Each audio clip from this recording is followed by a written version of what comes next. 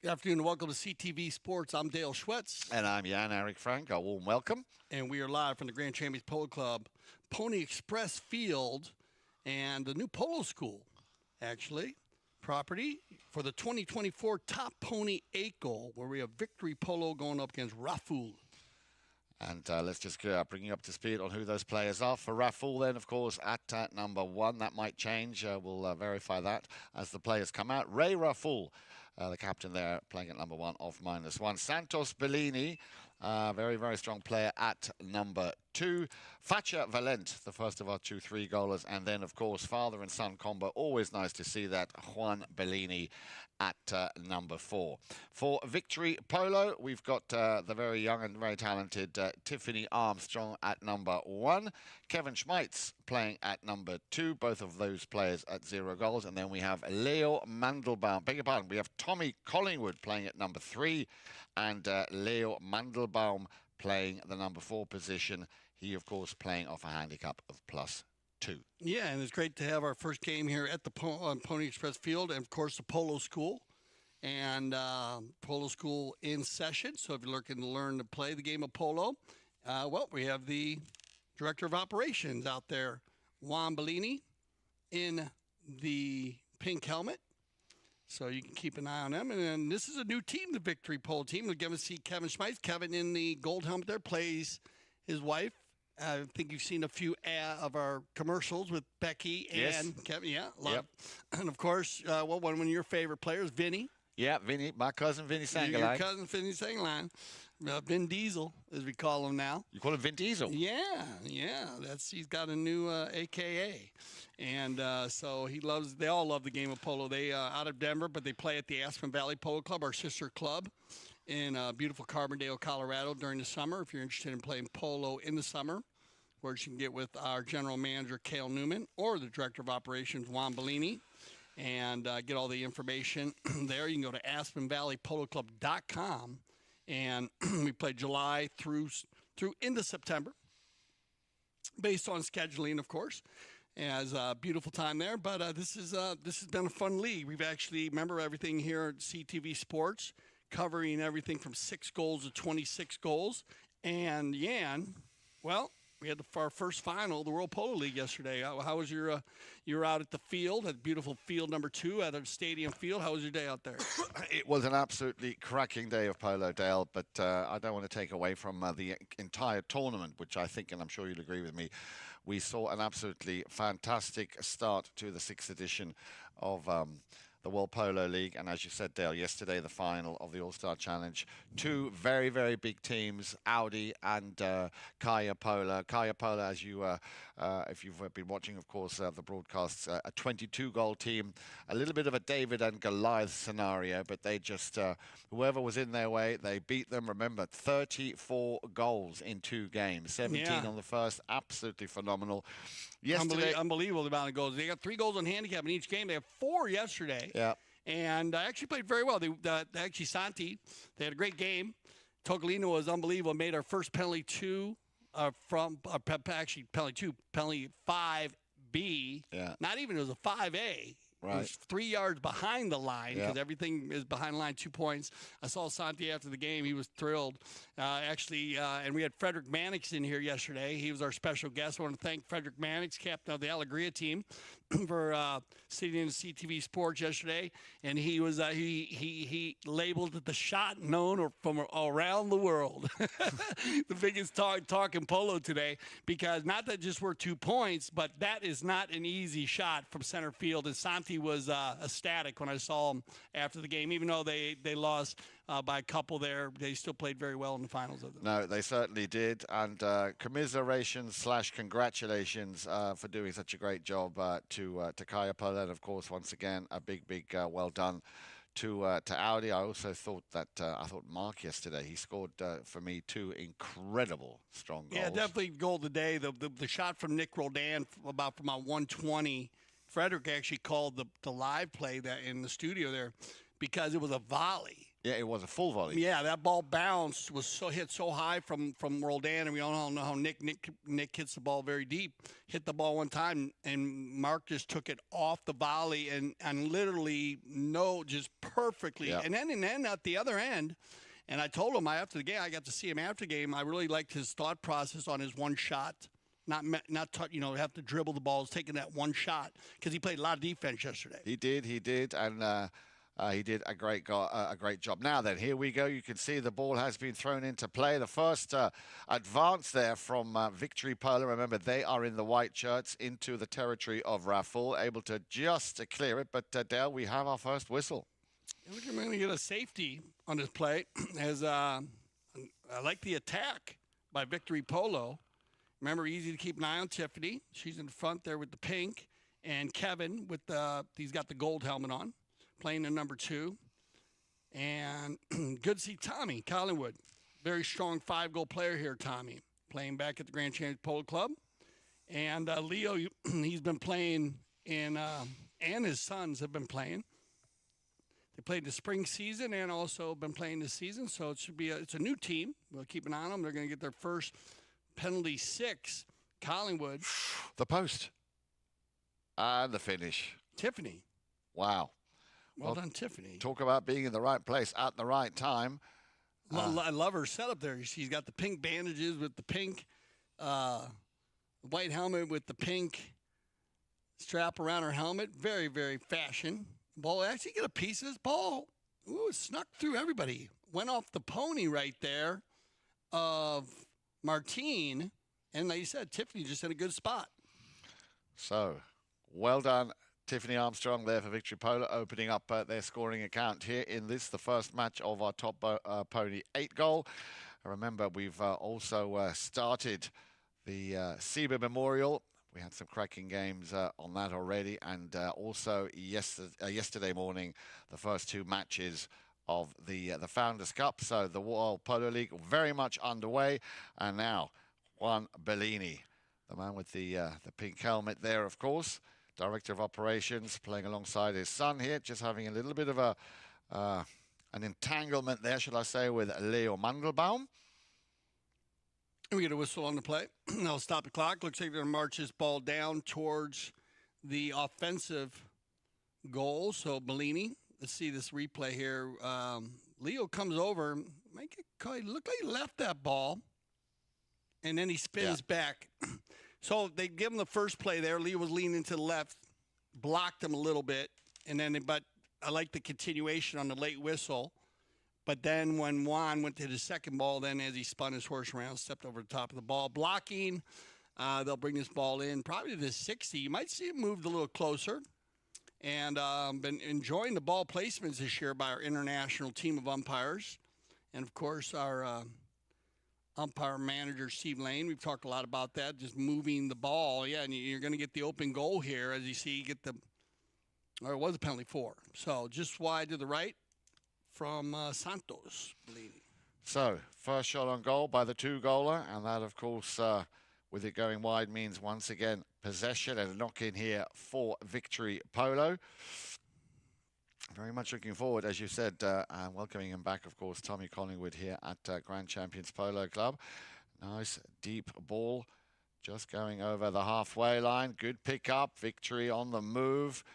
Bellini able to clear it, but didn't clear it far enough. So Victory, yeah, they got to make the best of this situation. Nice cheeky little backhander, but I thought there was going to be no white shirt there coming through. Now possibly the number 2, Kevin Schmeitz. No, not able to control it, and very quick. And Raful, as we've seen them already do so much throughout this season, very quick on turning defense into offense.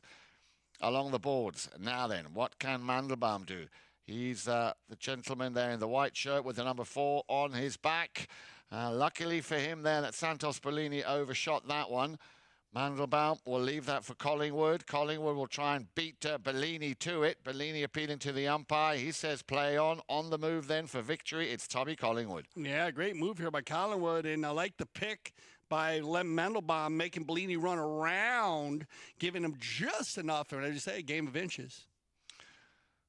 Once again, Raful able to pick up the broken play. We'll leave that one for Bellini. He will, with ease, get past Tiffany Armstrong.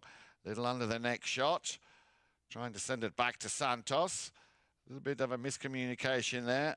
And Victory Polo will capitalize on this slight little mishit, or this little miss pass. On the move again. That's a nice little cut shot on the straight and narrow now. Slightly overcooks it. Bellini is appealing. The flag is high. How did you see that, Dan? Oh, he's running and gunning there, so you're going to get a non-call here. I like the Bay Mare. Very pretty horse here that Tommy Collingwood's on. He's going to get out in front. The ball goes across to the center, but, you know, clean running, gun and play. Ball's, you know, got to even go a little maybe lesser angle. I got that ball going 45-degree cross, and so I'm going to go for try to ride it out. Might as well see if he can get in there. But I like the non-call by the Mount officials and a great finish here by Tommy Collingwood. So goal number 2 for Victory Polo, and that makes it 2-0. And with about 3.5 minutes left on the clock, our first courtesy change of this Top Pony 8 goal. And if that ball comes across the field like that and it starts to turn back, you know, you got to want maybe better just go over the near side. But, of course, where he was at, Tommy was running full speed, so just kind of had to play it out. Great shot here of the polo school, and a nice track there.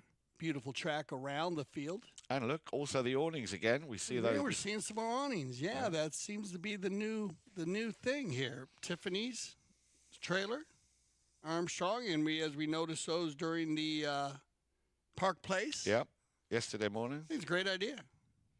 I'm an RV man myself. You know that. I do. Love those RVs. I know you do. Yes, ma'am. I love them. So, but I think it's great for the horses, especially if you can play in places. We've been having beautiful weather down here in southern Florida. But, you know, it probably works pretty well. If you get a shower, too, at least you could have the tacked up ponies underneath the awning. So I think you might be seeing a lot of those being installed, which is not a difficult installation. I'm surprised we haven't seen it in the past. No, and I think that's going to be a trend that's going to catch on again. You know, the pony welfare and the sure. I remember I was in Dubai once, Dale, and of course Dubai. You know, you've got crazy heat, and the stalls at the ponies were in air-conditioned stalls. Wow, you know. Very cool. Yeah, that's nice. Most of the time you see fans installed. We had those in ours, at our farms, for but you know, high level. Just take what we do to take care of these beautiful animals that play the game. Because remember, we bring the polo pony to the field, so we got to make sure safety first. For the pole player. Absolutely. Here we go then. Ball back in play. And once again, the man with the number 4, Leo Mandelbaum, in the white shirt there, going for the under the neck shot. And that's a very, very good effort. Very difficult angle. But a cracking attempt there by Leo Mandelbaum. Now, I want to give love also to our goal judges lately. Yeah. Doing a fabulous job this year. We have a new crew. Of course, Tracy, our timekeeper, and Kale. They put them through a course because there is a designed plays that they use, and they do work with the referees, but they have been very, very active on their feet. If you notice how they're catching all the angles, and that's a lot of help, especially with the drone and our cameras that we have in the end zones, and of course the umpires when they're trying to call whether a goal is in or out. The flag will go high if it's in, it will go low if it's not. It's going to be Kevin Schmeitz in front of goal, picked up and taken out by Juan. Yeah, a little unlucky there for Kevin. He again found himself exactly where he needed to be. Just a finishing not quite the way he wanted. Now then, Bellini up against Tiffany Armstrong. In comes the ride-off. Well done, Tiffany. Well, you got to stick to your man. That, of course, is the golden rule in polo. Left behind now for Fatcha Valen. Haven't seen him touch the ball that much thus far here in this opening chukker. Remember, if you just joined us, a warm welcome.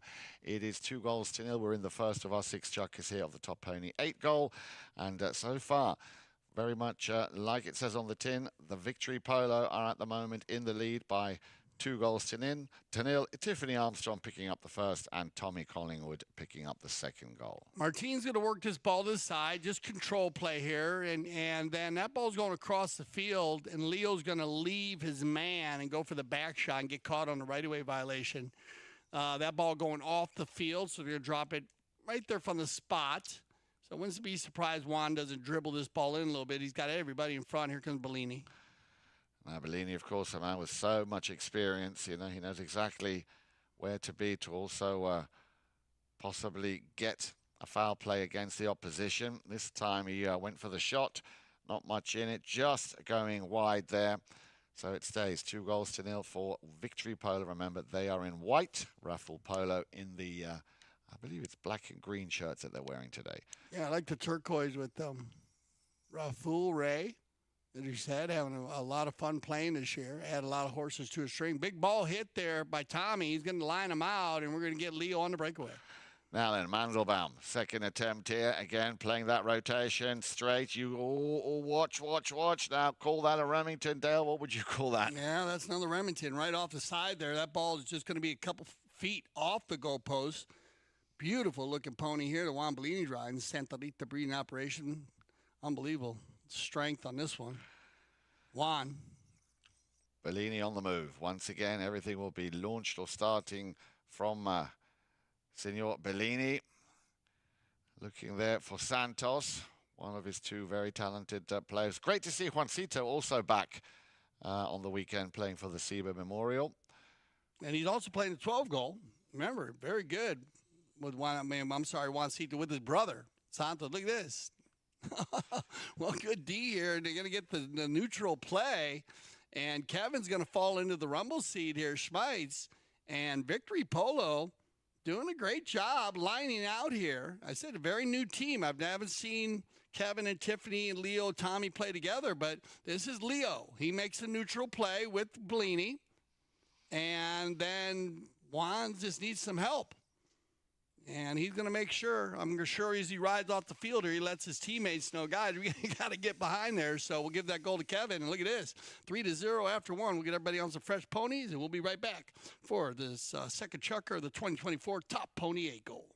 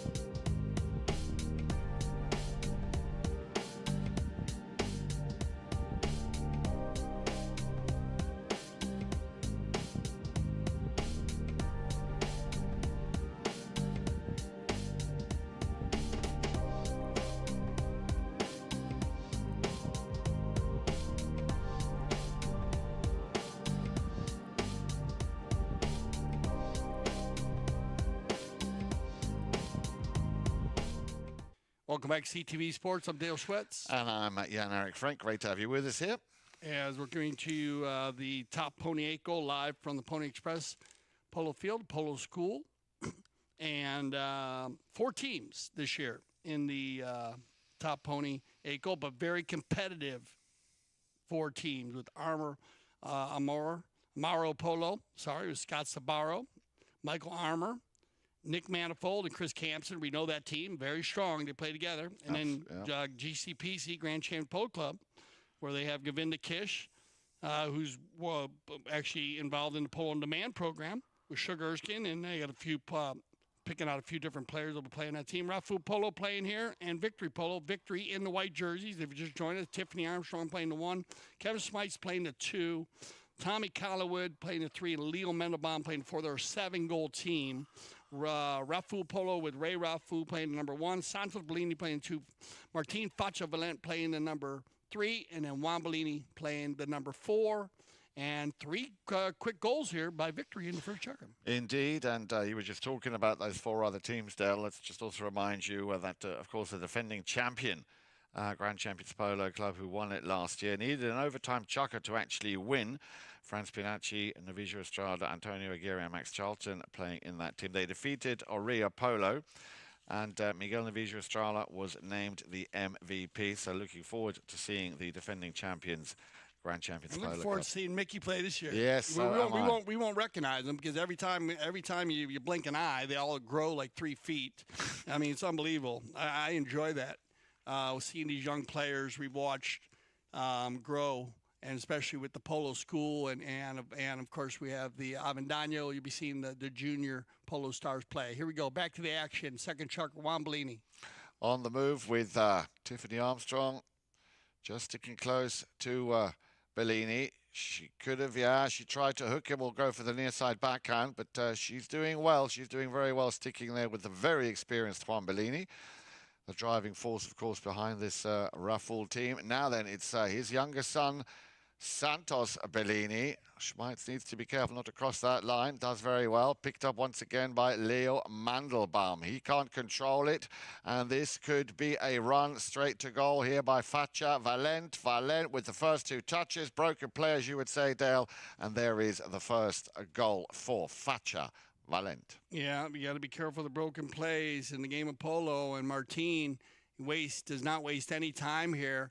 He gets that ball out in front. Tommy's coming in there, but Tommy had to pick up Santos, so it's just a foot race here. And Facha, nice finish there. He leans way out in front, hits the little neck shot.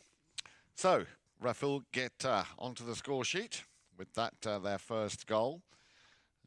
Despite the fact that, as you said, Victory's picking up 3 quick goals there in that first chukker. No goals by Raful. I am sure that that will change throughout the course of this game. Bellini picking up the throw-in from the halfway line.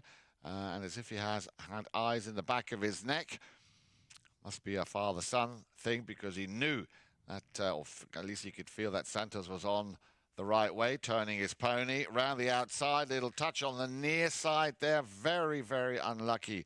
Facha looking or trying to put up his second goal of the match. Yeah, good D here by Victory Polo, as it looked like Facha had an open lane there. Approach shot off to the left, the right side, and he still had the opportunity at the next shot, but Victory just kept their heads down. And very, very similar to what we saw with La Arenita in the high goal yesterday, Jan, in our earlier games, how well they played defense inside the 60. On the breakaway now, Schmeitz. On the move, as you said, Kevin Schmeitz did very well. Now then, can he get past that last man? He is the one, as I said, who has all that experience. Probably has several trophy cabinets. I think he's won everything there is to win. And great to see him, of course, hand on the experience and his know-how, his knowledge to the next generation of polo players. That ball didn't quite get across to Santos Bellini, but we have a whistle on that play. Ball going up and down the field here. And it looked like Tommy came across. Here, this is why I keep an eye on this play. This ball's going to go down the field here. And, yeah, Tommy, he takes him in front there. He had the near side play. And remember, Santos can keep at the same speed. He doesn't need to change his speed there. So I was kind of surprised there. Maybe Tommy just thought he had more space. But he definitely comes in front. He has an uneven ride-off. Santos, of course, going to check down out of there for safety reasons. But he definitely had the near side play on the left side of the pony. But when he comes across in front of Santos and hits the offside back shot, that's where you get the foul. They're 30 yards from the center, so they're going to move this ball down the 60-yard mark. Juan Bellini with the penalty 4. Yeah, I think you're absolutely spot on there, Dale. I think he thought he might have had a bit more space, which he just didn't have. And remember, Santos Bellini, not exactly the slowest of players. And that looked like it went in on the inside of that near post. Bellini taking a very, very nice shot on goal. Yeah, so the Bellini boys passing the stick. Yep. Bellini, my favorite summer drink. They good communication there. Santos hit the first one and then passed the stick to his dad, Juan. Back in the day, I talk about it a lot. Played a lot of polo with Juan Bellini, and let me tell you something. We won a lot of polo games because of his penalty shooting. He was amazing from the 60-yard mark. and just very, very strong. We're going to get a courtesy change here in our second chukker. And so we'll get a good look at some of the players here. A good shot there of Tommy Collingwood. I had the opportunity to watch Tommy go from 1 goal to 5 goals. Very strong American player. And big polo family. His mom was one of the top just fans in polo. She's a polo mom.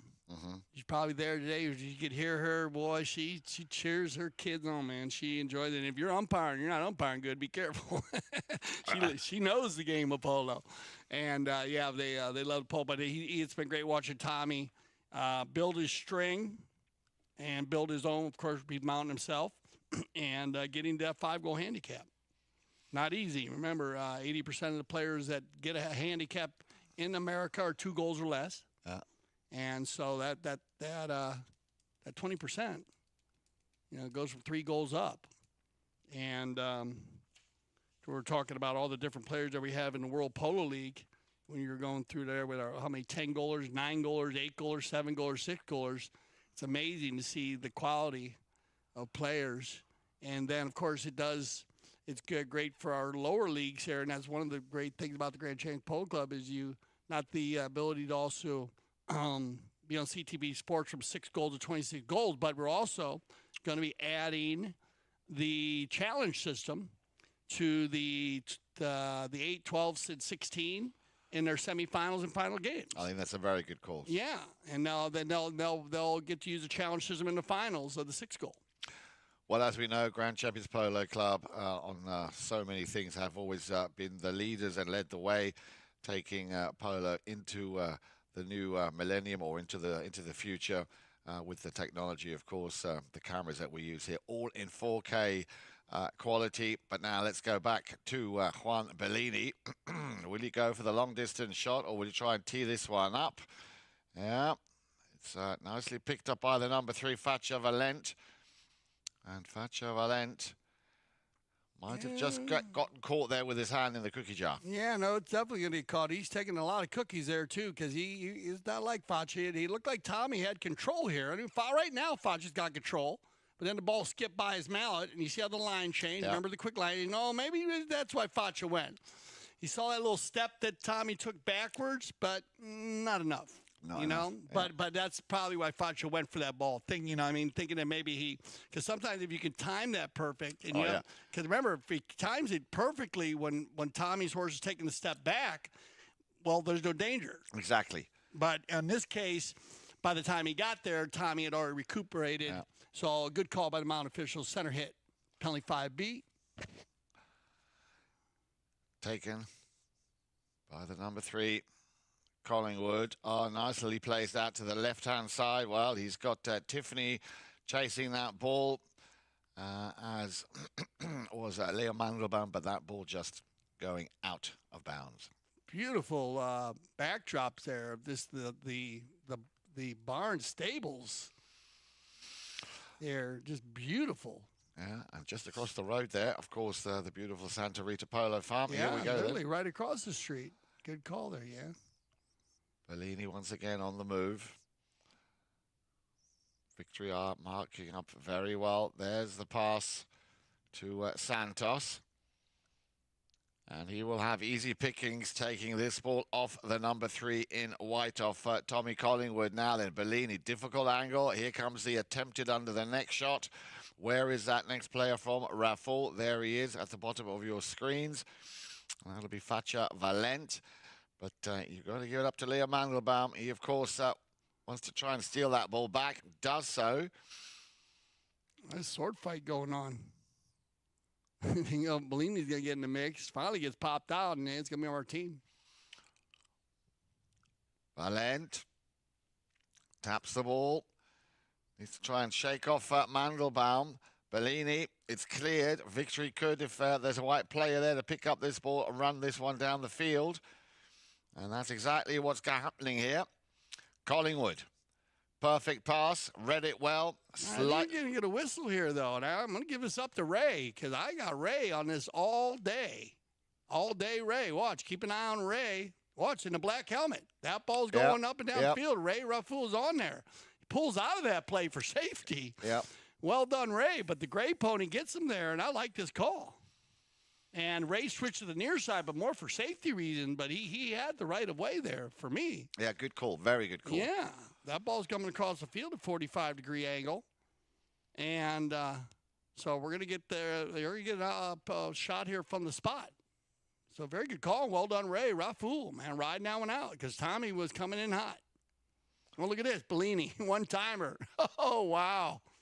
Okay, golazo, Juan Bellini. That's how you do it, Dale. That's how you do it. 2 for 2. And now, remember, we were watching, we saw, was it Pipe Versalino make 2 5As? Yep. And that was incredible, as we've seen so many incredible things in the World Polo League. We've only done one tournament. We have a 2-point score for center. We got guys hitting the ball from 100 to 120 in and making the penalty 5. Bellini hitting the penalty 5A there and just crushing that ball over everybody's head and right in the middle of the goal. Ball back in play. The last minute has just started. Bellini still all taking place there on the halfway line. Collingwood trying to find a little bit of a gap. He's done well. Quick turn here by Santos Bellini. And Juan Bellini never far. Nice little steal from Thatcher Valent against Tommy Collingwood. Out to the left-hand side now then. Bellini could play it to Bellini. Wants to get it a little bit closer. Little deflection coming off one of those ponies there from Victory. Unintent, of course. Once again, Bellini. Who can he play it to? I've got a feeling he might play this one to the left. No, he's going to play it straight down the middle. Maybe a bit too steep. Or is it under the neck? Near side, under the neck. One of the most difficult shots to do, but the pace was just too fast on that ball. Yeah, no, nice try. It would have been nice if Fatcha could get a piece of it because it would have stayed on the field and you have a bowling right there. It will be a knock-in favor of Victory when we return for our third chucker. But, hey, great chucker here by Rafu Polo. They've turned it around. It was all Victory in the first chucker, and now we got a great polo match going on. First, we'll send everybody off for some fresh ponies. We'll be back for our third chucker play. Playing in a dedicated women's polo league is great for progressing your polo. It's great for us to play together as women, to have a chance to take to the field with some of the best polo players in the world. It's helping us come together, improve our polo and keep up playing a regular high level of polo.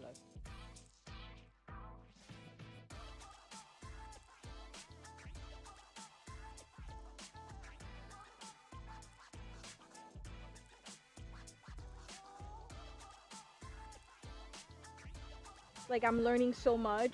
I am shadowing some of the best women players in the sport, and it's just been an incredible journey, really.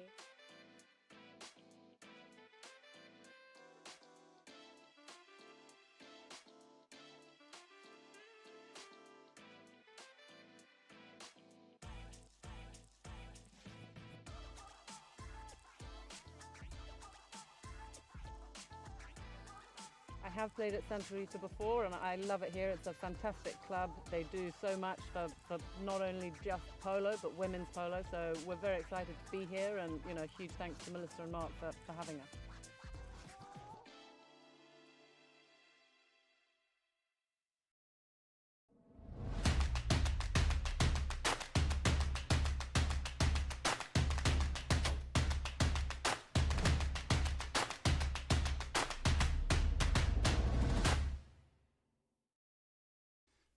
All right, welcome back. 3-3 here in our third chucker play. And as we were talking about Victory Pole, they came out, mixed it up very well. Kevin, Tiffany, and Tommy scoring from the field. And all unanswered goals because the Rafool, they had one penalty for hit wide, but they left 3-0. And then the second chucker, Facha with a goal from the field, and then great shooting from the penalty line by Juan Bellini. One penalty for and a 5A from a good 80 to 100 because he was out by the boards. And we said we had to give credit due. Ray Rafool riding out that line to get the penalty shot for the Rafu Polo team. And here we go, 3-3. And it'll be Bellini to leave it for Bellini. The man with the number 2, that of course Santos Bellini, the man in the pink helmet. That is his father, Juan. And Juan will send that one back to Santos into the open space. Very good overview there. As in comes the near side backhand attempt from Leo Mandelbaum. And all Juan has to do is just play that ball once again, get it a little bit closer into the danger zone, and a whistle will stop the action with 6:46. So Juan dribbles it through here. Tiffany's been doing a good job just containing Juan. And it looks like they called off Kevin there. You see Kevin taken out, and one of the Ruffalo polo players' teammates got in the way there just on a little blocking foul. So it'll be penalty 5A. It's going to be Tommy. Collingwood. Nice long ball straight down the middle. A little ride off there with the number 2, Kevin Schmeitz, taking on Juan Bellini. Santos steals it on the near side. And then a whistle. So we had a little bit of a sword fight going. We've had some good sword fights here in this 8-goal game. Yeah. And well, maybe something happened before. And it must have been earlier because it's going to go in favor of Ruffalo polo here because Santos was clean on the near side, sealed that ball away. So instead of a blocking foul on the sword fight, sometimes you get hung up, your mouths get hung up, and you get spun around in front of another player, blocking them. And then when Santos went to make that play, they might have had to give one play because of that. So even if Juan was being blocked, they still have to give one play to Santos. And Kevin had jumped out pretty quick. So penalty 5A, but that one will just go in favor of Ruffalo, and it's going to be Facha. Oh, little collision there. In comes Tommy Collingwood, sends the ball across his own goal mouth, but straight away on it, Juan Bellini. Time to turn it, which he does. Now, what's he going to do? A little lofter. He's going to try and send that one up to the front door for somebody to do it under the next shot. I think he had Ray Ruffalo in his sights. Oh, yeah. That is an incredible shot also. Santos Bellini. Good ride-off here by Kevin Schmeitz, doing his job, but Tato, very well hit. Strikes this ball just perfect. And this is an indoor play once again. You hit the ball past the goal, take your man out, and then he knows exactly where the goal is. He doesn't even have to look at it, but that is a perfectly struck ball. Well done, Santos. And to get the go-ahead goal here. So, Ruffalo, continuing the way they played in Chucker number 2, now take over and take the lead. 4-3. On the move again. They've won the next throw-in. Coming down the line there, Collingwood, the last man in defence. And that was slightly overcooked by Santos Bellini. But did we have a whistle beforehand? Well, they're racing down there. We'll see what they decide. Look like Santos is going to come from left to right, but does he have enough room? Keep an eye on number 3 right here in the white jersey. He's on the right of way. Does Santos get out there in front enough? And, ooh, kind of tough. You know, sometimes that ball does hit and spin the opposite. And they're going to go ahead and go with the shot here. So it's going to be picked up by Tommy. He's going to run it by himself, Collingwood. And on the right-hand side, no one to play it to. Great little shot then back over towards Kevin Schmeitz. Oh, nicely done. Schmeitz needs to just keep his head down. Bellini, well, he touched the ball last. Cleared, brought back into play there by Valent. Another 8-goal polo, huh? Yeah. I like the pace.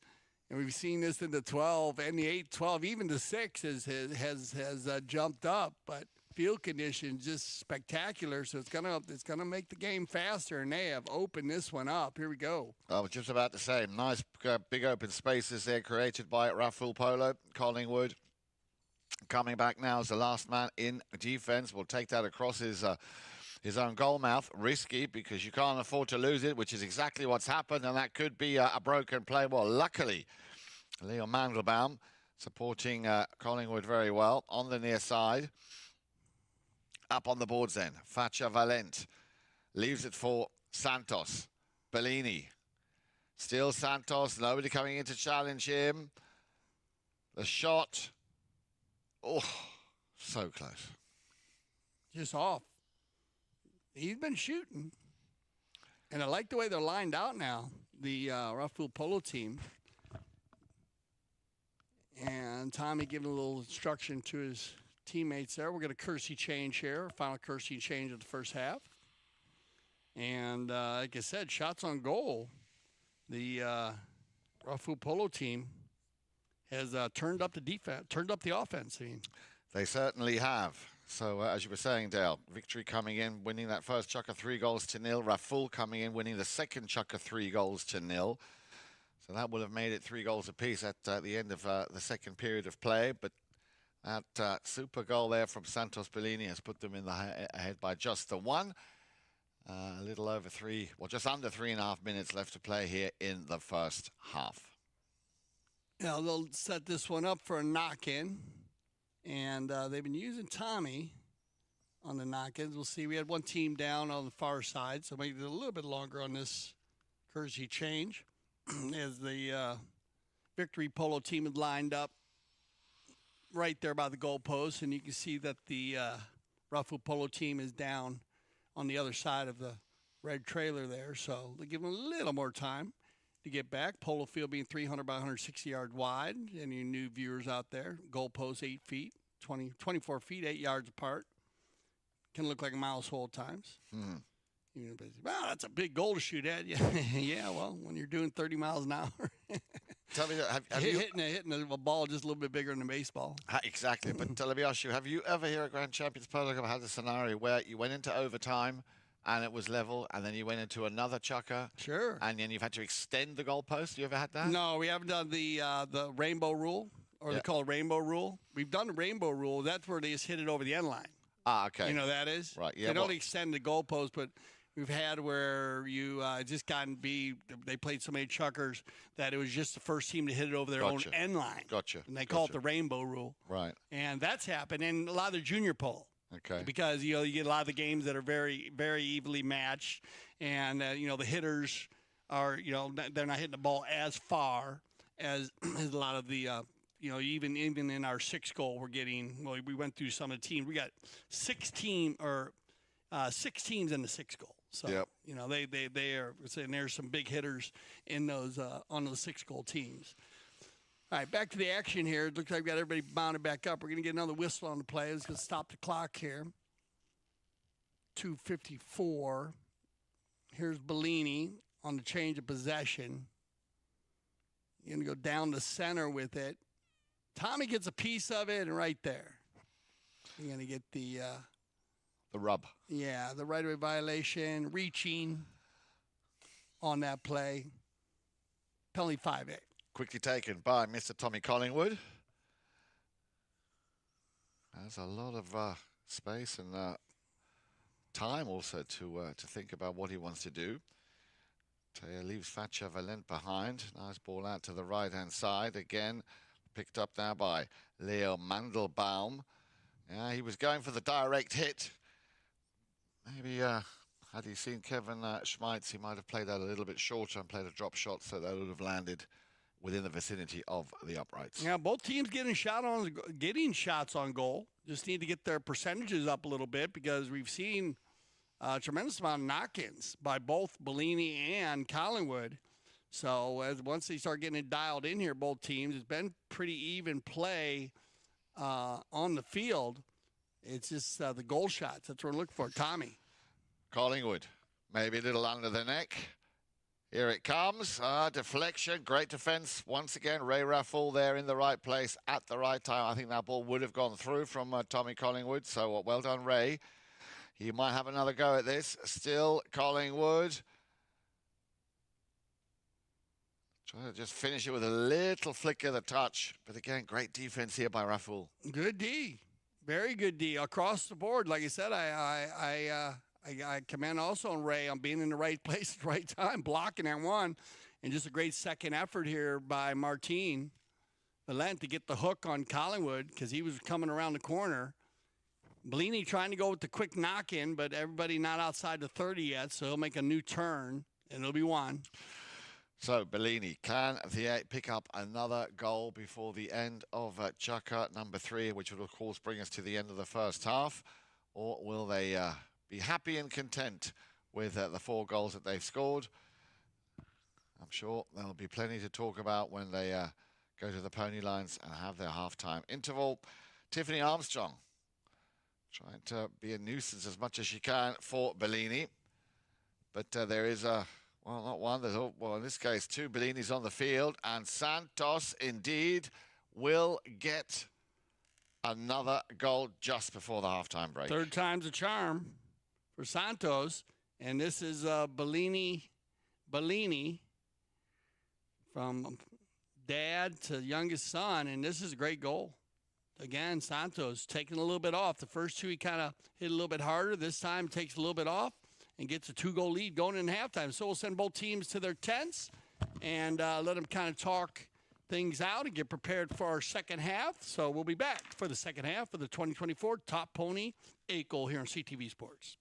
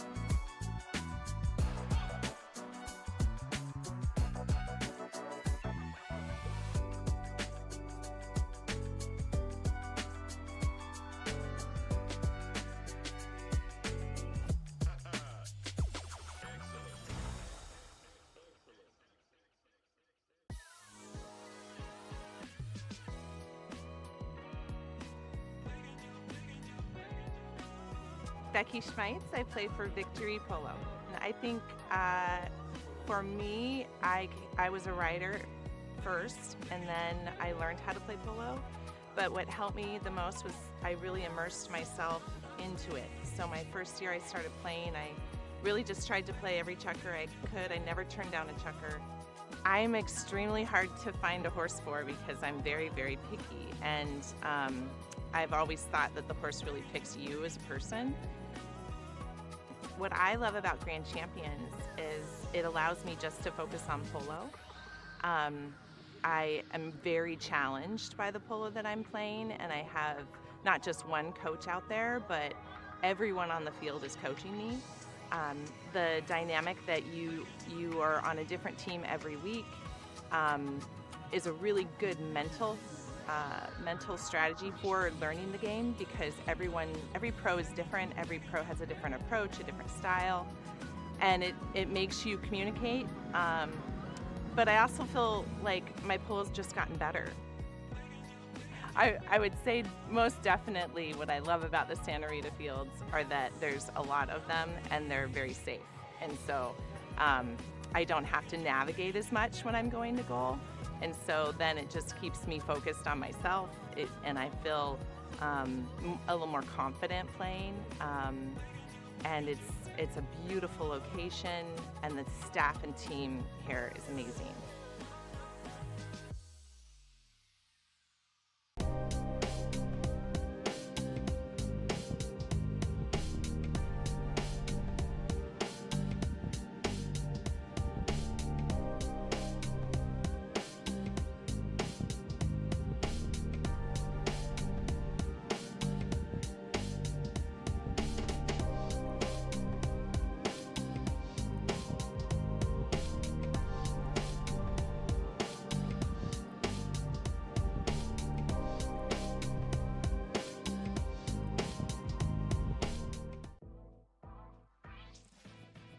Playing in a dedicated women's polo league is great for progressing your polo. It's great for us to play together as women, to have a chance to take to the field with some of the best polo players in the world.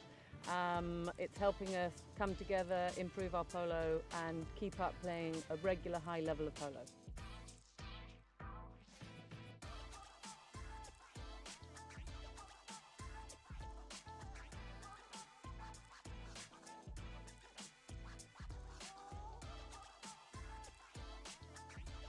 like I'm learning so much. I am shadowing some of the best women players in the sport, and it's just been an incredible journey, really.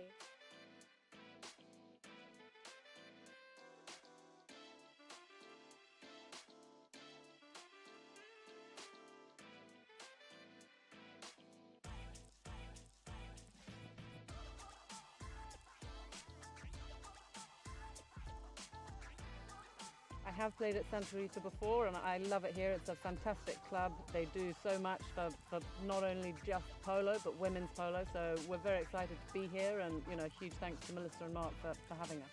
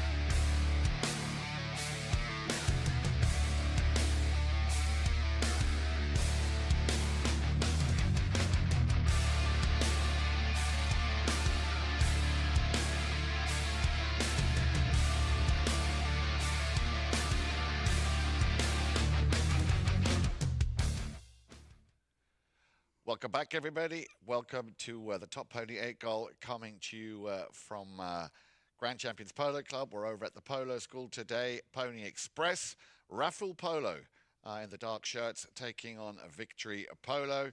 And what an interesting first half we saw. Victory Polo coming out very, very quick and very strong there. The first goal coming on the account of Tiffany Armstrong, and Tommy Collingwood and Kevin Schmeitz all hitting the target in that first chukker. And then it was a switcheroo, a Raffle Polo. All of a sudden, right back in this game, and did exactly the same as Victory Polo, scoring 3 goals. A cracking goal, a penalty 4 by Juan Bellini, and then a monster penalty taken from a 5A, also by Juan Bellini. Faccia Valent also getting on the score sheets at the end of chukker number 2. It was 3 goals apiece. But then Raffle continued exactly where they left off in after that second chukker with 2 cracking goals by Santos Bellini. You join us now for the start of the second half, i.e. chukker number 4, with Raffle Polo in the lead by 5 goals to 3.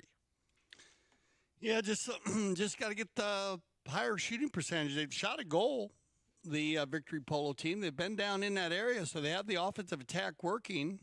Just have a little trouble getting in between the posts, so that's not an issue. And we'll see what they talked about at halftime, see if they get it going here. Just Tommy Collingwood on the gray mare here is going to get it going quickly, but Bellini back on defense. Great image there once again from our Super Drone pilot, Austin. Always doing a great job giving you the 4K quality pictures that you're seeing here.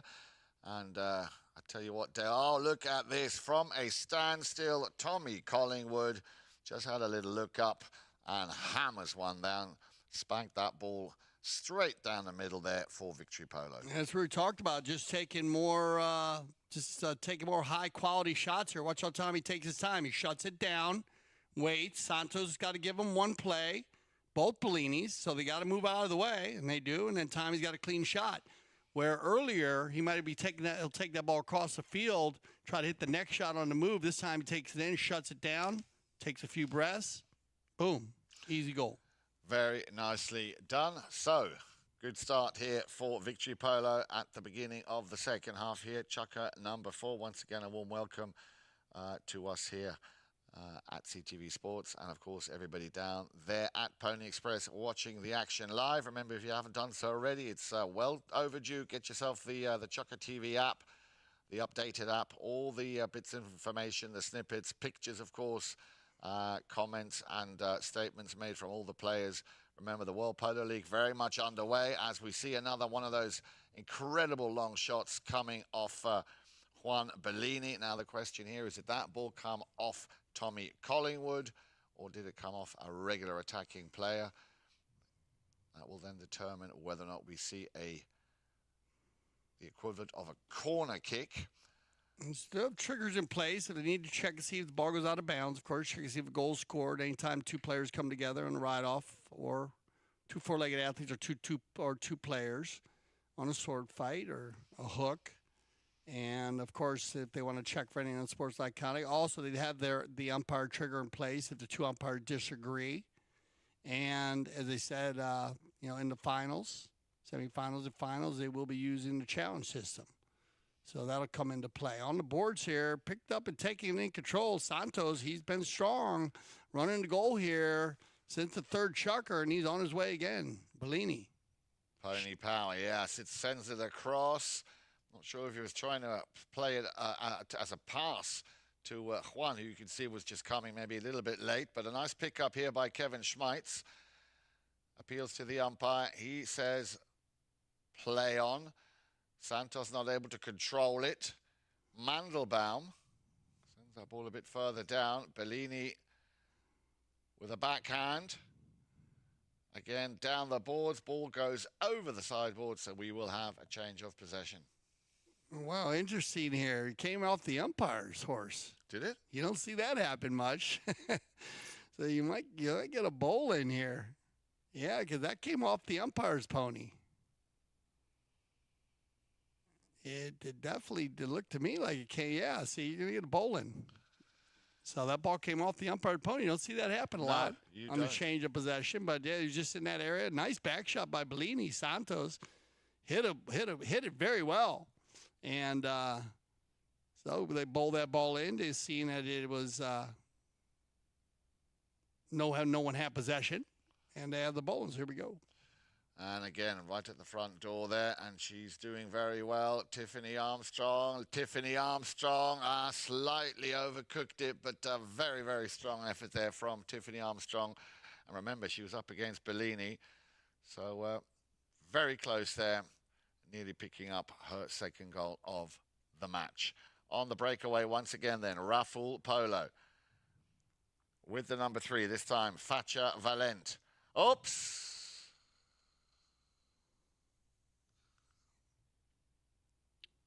And looks like they're just coming down the field there. So, all right, so we're going to go ahead and make sure everyone's all right here. We'll take a short break, so stay with us. We'll be right back for the continuing action in 2024 Top Pony Eagle.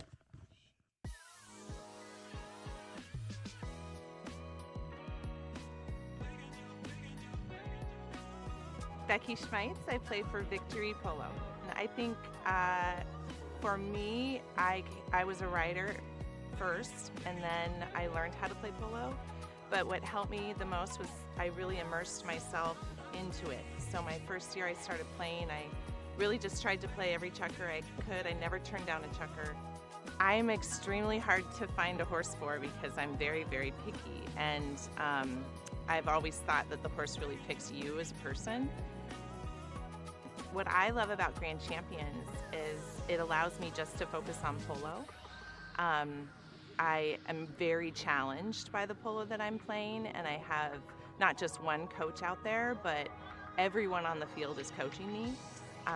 The dynamic that you are on a different team every week is a really good mental strategy for learning the game, because every pro is different. Every pro has a different approach, a different style, and it makes you communicate. But I also feel like my polo's just gotten better. I would say most definitely what I love about the Santa Rita fields are that there's a lot of them and they're very safe. And so I don't have to navigate as much when I'm going to goal. And so then it just keeps me focused on myself, and I feel a little more confident playing. And it's a beautiful location, and the staff and team here is amazing.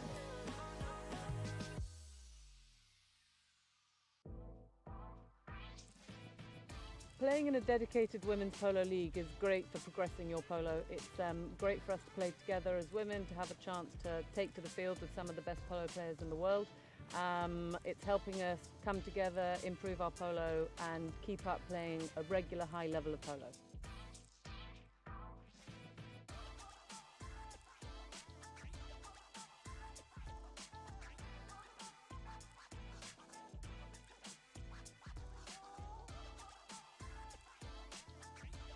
Like, I'm learning so much. I am shadowing some of the best women players in the sport, and it's just been an incredible journey, really.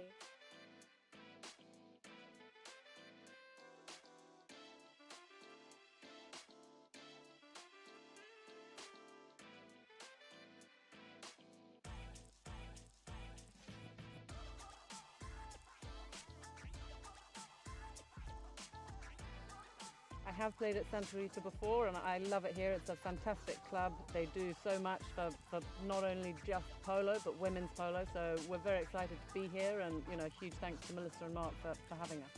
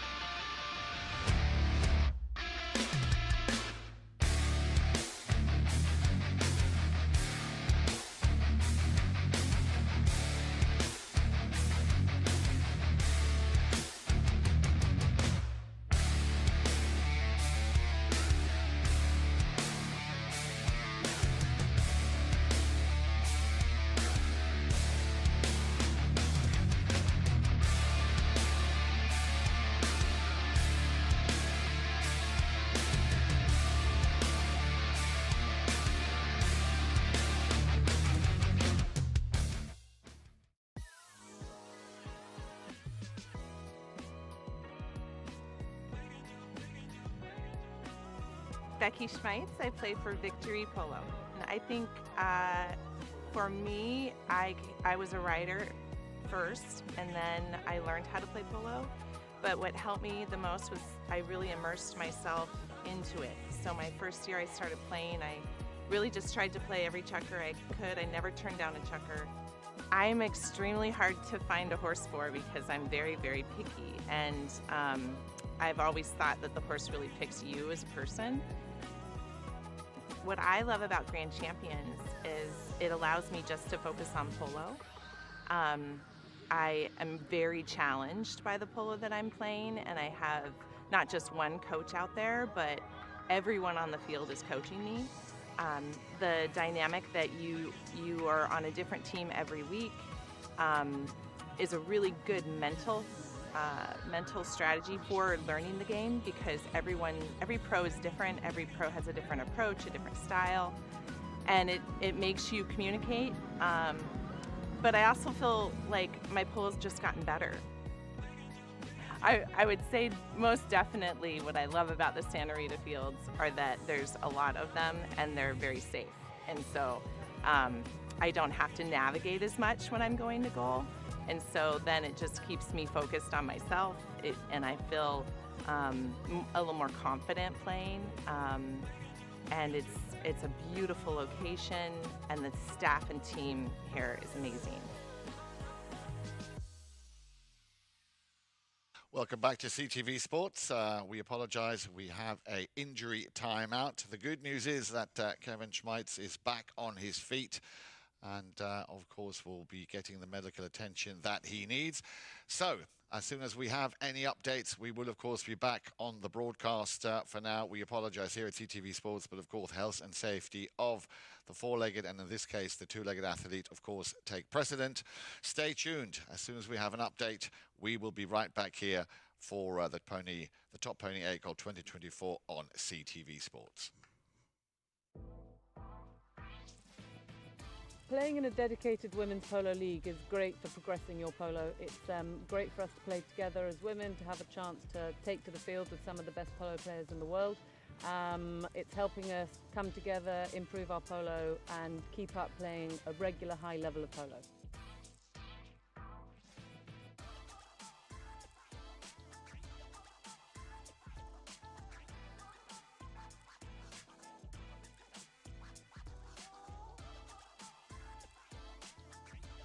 Like, I'm learning so much. I am shadowing some of the best women players in the sport, and it's just been an incredible journey, really.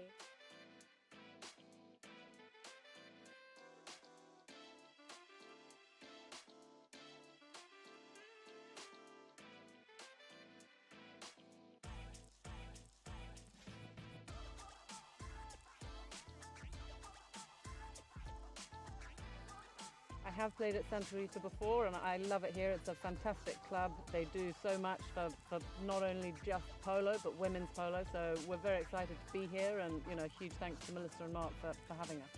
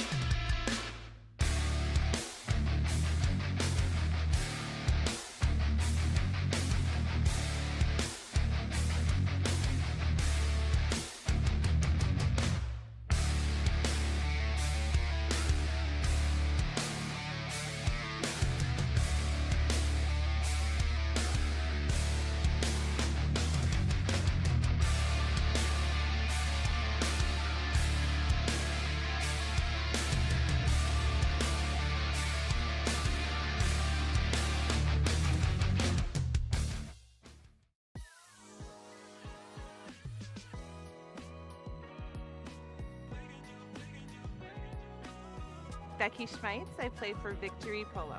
And I think for me, I was a rider first, and then I learned how to play polo. But what helped me the most was I really immersed myself into it. So my first year I started playing, I really just tried to play every chukker I could. I never turned down a chukker. I'm extremely hard to find a horse for because I'm very, very picky. And I've always thought that the horse really picks you as a person.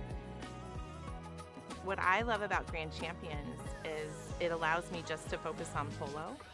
I am very challenged by the polo that I'm playing, and I have not just one coach out there, but everyone on the field is coaching me. The dynamic that you are on a different team every week is a really good mental strategy for learning the game, because every pro is different. Every pro has a different approach, a different style, and it makes you communicate. But I also feel like my polo's just gotten better. I would say most definitely what I love about the Santa Rita fields are that there's a lot of them and they're very safe. And so I don't have to navigate as much when I'm going to goal. And so then it just keeps me focused on myself, and I feel a little more confident playing. And it's a beautiful location, and the staff and team here is amazing.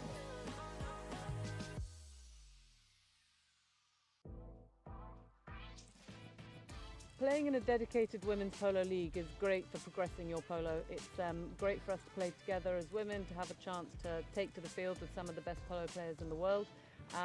It's helping us come together, improve our polo, and keep up playing a regular high level of polo.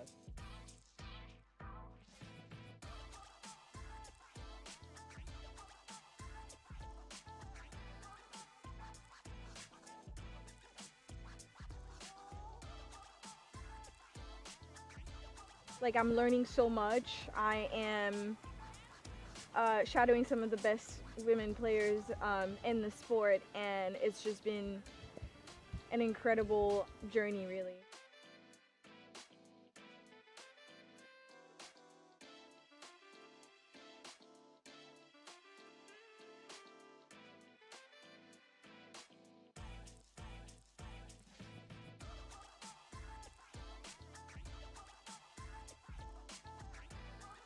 I have played at Santa Rita before, and I love it here. It's a fantastic club. They do so much for not only just polo, but women's polo. So we're very excited to be here, and huge thanks to Melissa and Mark for having us.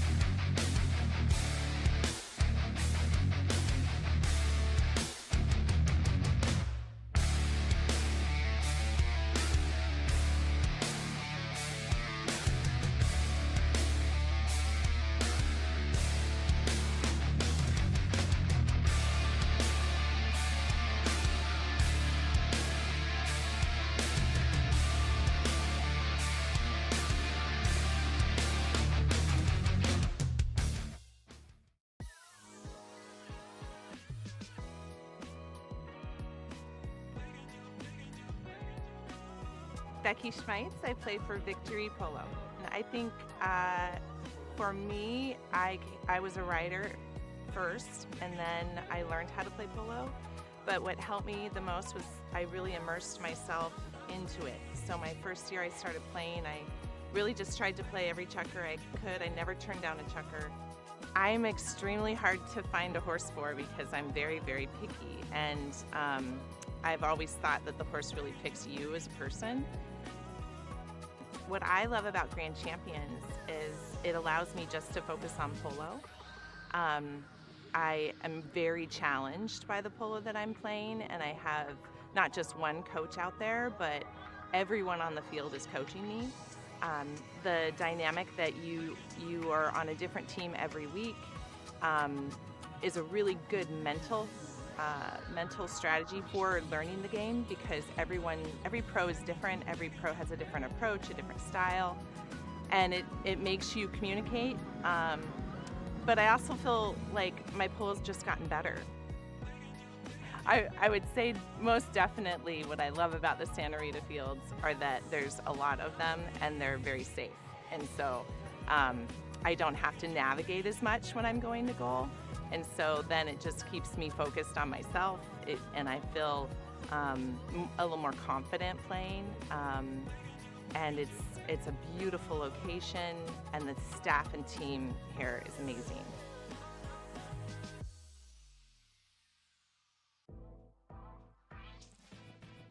Playing in a dedicated women's polo league is great for progressing your polo. It's great for us to play together as women, to have a chance to take to the field with some of the best polo players in the world. It's helping us come together, improve our polo, and keep up playing a regular high level of polo.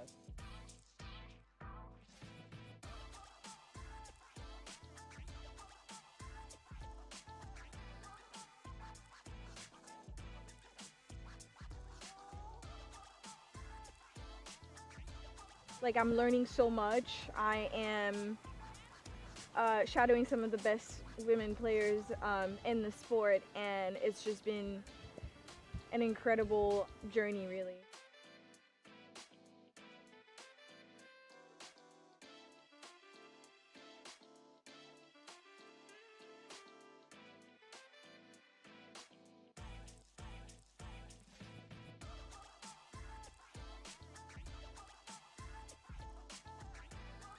I have played at Santa Rita before, and I love it here. It's a fantastic club. They do so much for not only just polo, but women's polo. So we're very excited to be here, and huge thanks to Melissa and Mark for having us.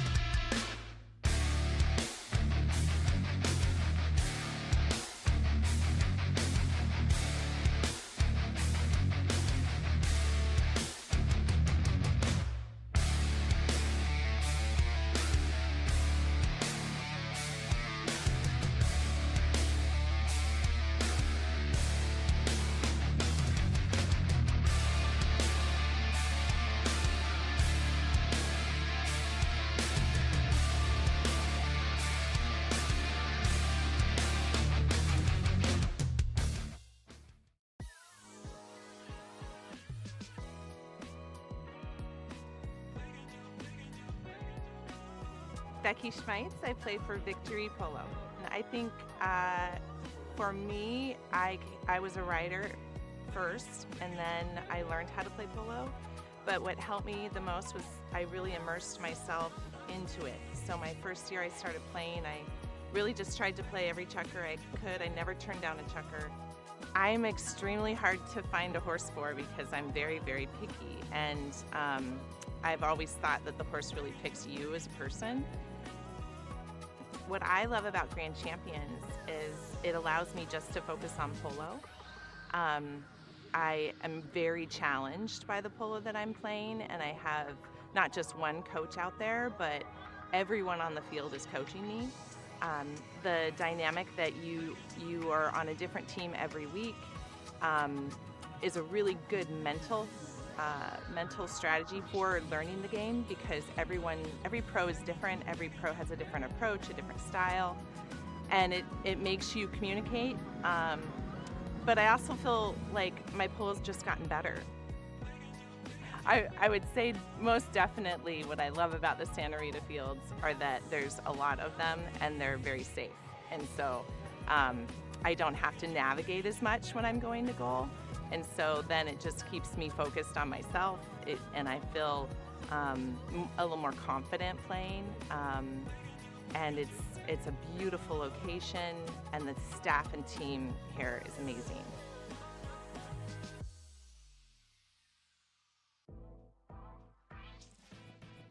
Playing in a dedicated women's polo league is great for progressing your polo. It's great for us to play together as women, to have a chance to take to the field with some of the best polo players in the world. It's helping us come together, improve our polo, and keep up playing a regular high level of polo.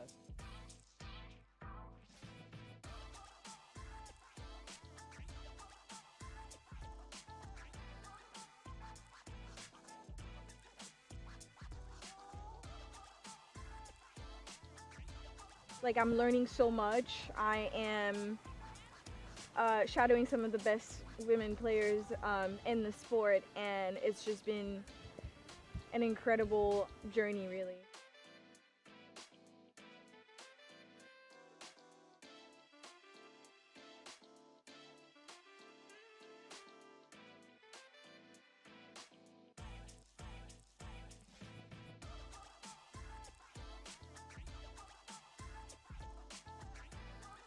I have played at Santa Rita before, and I love it here. It's a fantastic club. They do so much for not only just polo, but women's polo. So we're very excited to be here, and huge thanks to Melissa and Mark for having us.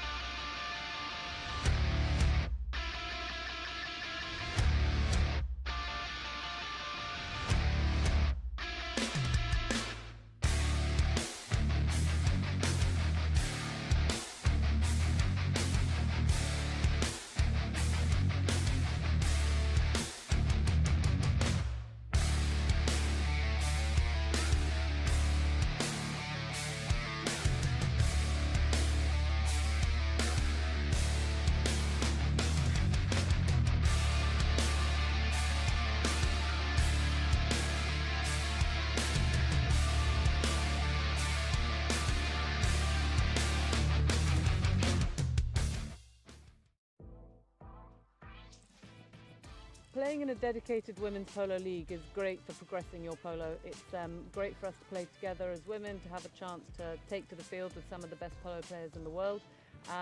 It's helping us come together, improve our polo, and keep up playing a regular high level of polo.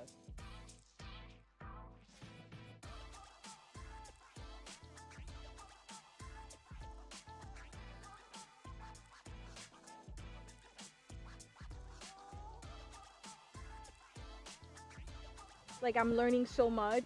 I am shadowing some of the best women players in the sport, and it's just been an incredible journey, really.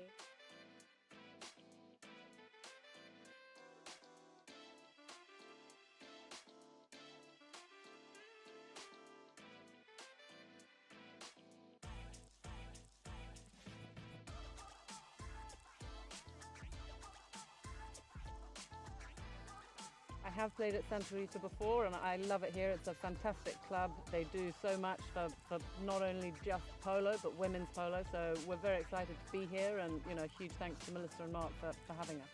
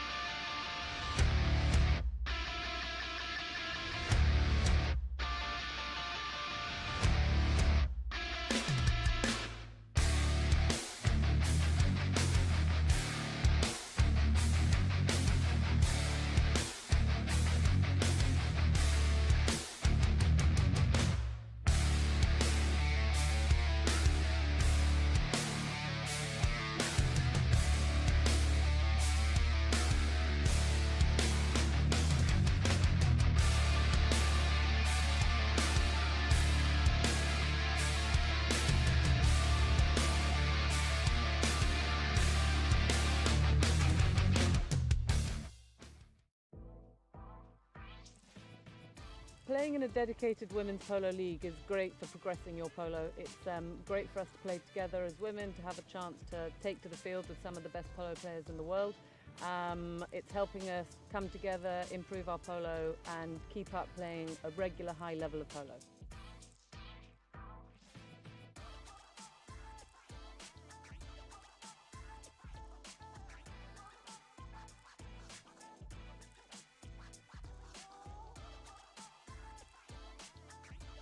Like, I'm learning so much. I am shadowing some of the best women players in the sport, and it's just been an incredible journey, really.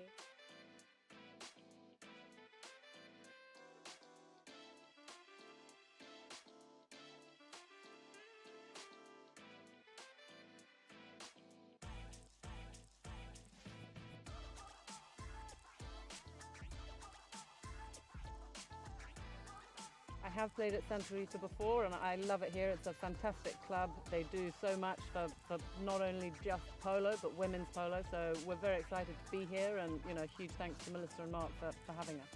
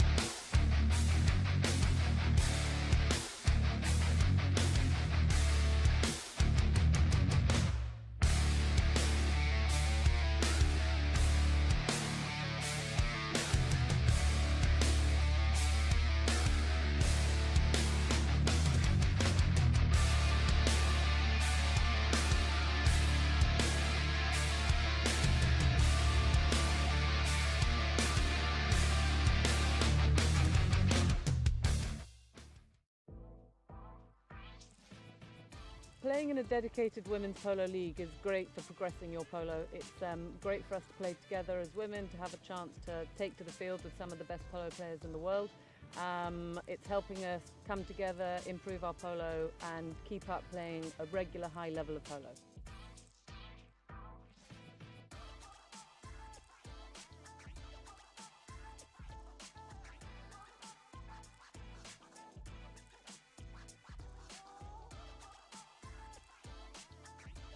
Like, I'm learning so much. I am shadowing some of the best women players in the sport, and it's just been an incredible journey, really.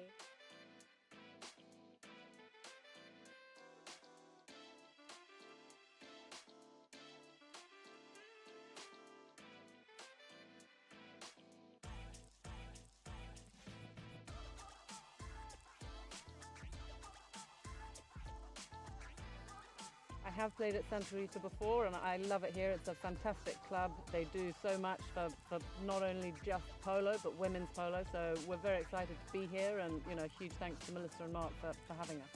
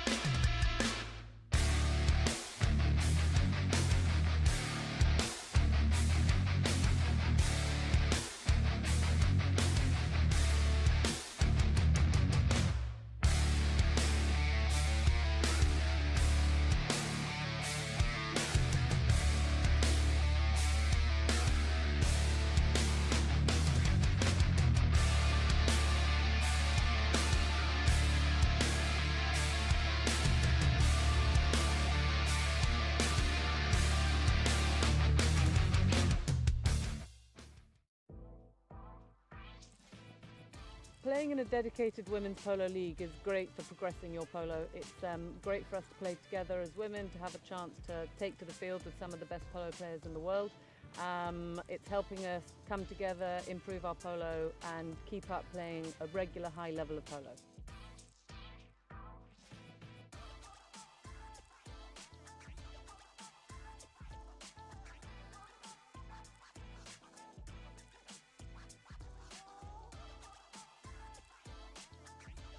Like, I'm learning so much. I am shadowing some of the best women players in the sport, and it's just been an incredible journey, really.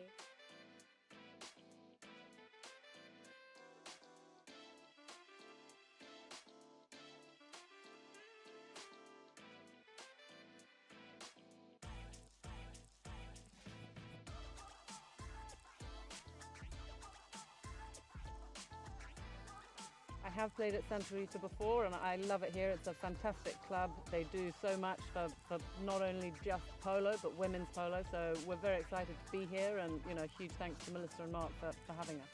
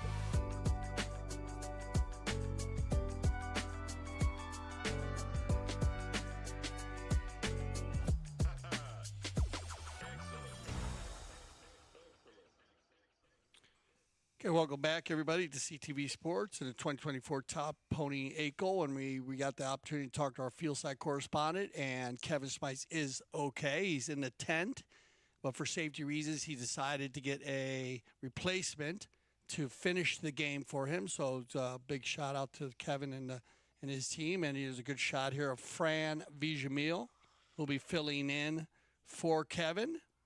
And there's going to be a little change in the score now because Fran's going to come in. Kevin is a A-rated player on 0 goals, and Fran is 1 goal. So we got their tournament committee, of course, and they got it all lined out. So they'll be taking 1 goal away. This is going to push them to be an 8-goal team now instead of a 7-goal team. If you remember, we started out on the flat. But now what we'll do is we'll take 1 goal away. So at the moment, it was 5-4. And the score will be 3-5. So we're just going right back to the beginning of the second half. Correct. Because you remember, Tommy scored a quick goal at the beginning of the 4th chukker. And once again, we thank you for your patience. And, of course, great job by our field crew. And, of course, to Kevin's family and him. It's nice to see Kevin. He decided to stay and watch the game. But as we said, for safety reasons, he'll be letting Fran finish the game. So they will start out. I think the ball was kind of a loose ball play at the moment. So we'll see what our final officials decide to do with this ball, if there was a possession play or not. If they go with the bowl in, as it was right there in the middle of the field. So our mounted officials right here in front, and we're in the 4th chukker. 3 minutes, 22 seconds left in the 4th chukker. Very tight game. It was 5-3 at halftime. And it looks like they are going to go from a bowl-in. So they're going to take that ball as the ball is kind of in neutral territory. No one had possession. So bowl-in from the center of the boards. And, again, if you just joined Victory Polo, as we're going to have now Fran Vijamil. Tiffany Armstrong playing the 1. Fran Vijamil played the 2. Tommy Collingwood on the 3, and Leo Mendelbaum in the 4. They're in the white jerseys, and in the black and turquoise, we have Rafu Polo with Ray Raful playing the 1, Santos Bellini playing the 2, Martin Fachavalent playing the 3, and Juan Bellini playing the number 4. And away we go. It's going to be very quick play here by Fran. And just to keep you updated, of course, also I've just noticed that Fran Villamil is also wearing the number 3, but as Dale was saying, he's playing the number 2 position, so don't be confused. Fran with the number 3 on the shirt, as is also the case for Tommy Collingwood. But I think you'll see that Tommy Collingwood, he has a a light grey helmet, whereas Fran Villamil is wearing a very dark coloured helmet, just to make your viewing pleasure that much easier. Here we go then with another one of those long distance shots from, he's been hitting them long and well and straight, Juan Bellini, and that is Collingwood, not able to get the second touch, as the man with the number 3 there, Martin Facha-Valent, was appealing to the umpire, who said no whistle on that play. They continue playing. Once again, Collingwood takes it out to the boards. I beg your pardon, that was Leo Mandelbaum. Collingwood now picking up that ball on the boards. And Collingwood will probably try and run this one himself. Now tucking in behind is that second man with the number 3 on his shirt, Fran Villamil. And that was as you would say, Dale, and I do like your termination there, a very pretty pass for Tiffany Armstrong. She's got an incredible talent to find herself always in the right place where she needs to be. Unlucky that she couldn't get the contact here and her second goal of the match. Remember, Tiffany scored that very first goal of this Top Bony 8 goal 2024 in that first chukker. Now then, it is back to Raful and Senor Juan Bellini. And this time he's going to run this one himself. Looks over his shoulder, checks up nicely, and you can learn a lot from this. Opens those shoulders and teaches you exactly what not to do, which is to not miss the ball. Bad luck there. Juan was on the roll. And just a little skip, but good breakaway play. And looks like Fran, he's come right out, jumped right into it. So doing a good job, because Kevin was playing very well. He had 1 goal in the first chukker and was playing a lot of strong defense. So here comes Tommy on the knock-in, and he's going to find Fran. Villamil has time to think about his next shot. Probably thinking too much, and just slightly chipped that ball, not where he wanted it to go. Santos Bellini, you only need to send him a written invitation. You give him half a chance, he will take that ball off you and run with it. Back to Collingwood. Nicely done here by Victory. Out to the boards. A little bit of space. Collingwood. Valent behind him. Now also going back in defence, and he got a piece of it. A very nice piece. Juan Bellini. Villamil. And I think we might have a late whistle there, Dale. No, it's going to run out of time. We're just going to finish the 4th chukker there. So that time is, remember, we only played about a half a chukker there. True. So we'll send everybody off. See, the score's going to say 5-3. We'll get everybody on some fresh ponies, and we'll be back for our 5th chukker play.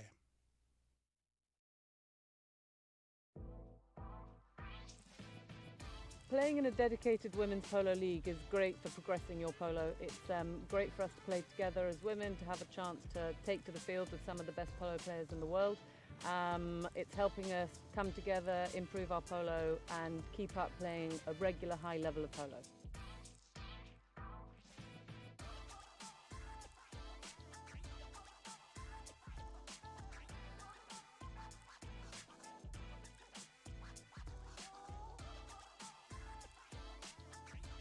Like, I'm learning so much. I am shadowing some of the best women players in the sport, and it's just been an incredible journey, really.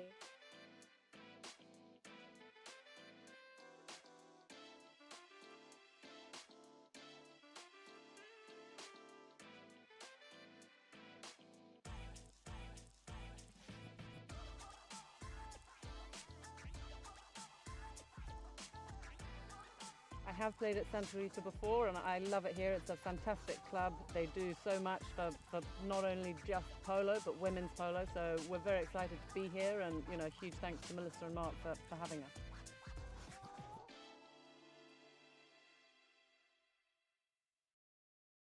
So a quick change there by both the teams back on the field, and he said no goals scored in the 4th chukker we had, and so they're going to go ahead, and that ball is stopped. They ended the play right here in the middle of the field. So they'll go ahead and line them up right here in the center.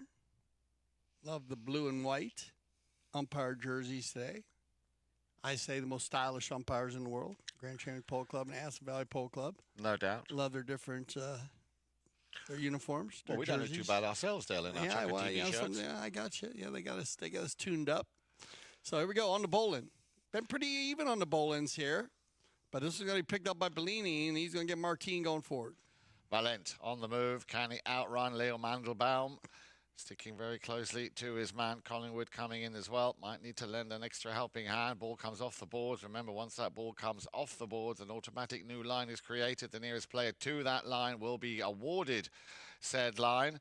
Vijamil sends it back out and out away from that danger zone. Bellini stops, turns, has a look, opens his shoulders, takes a shot. And again, not much in it, just ever so slightly out on that near left side post, left side post. Yeah, not an easy shot there.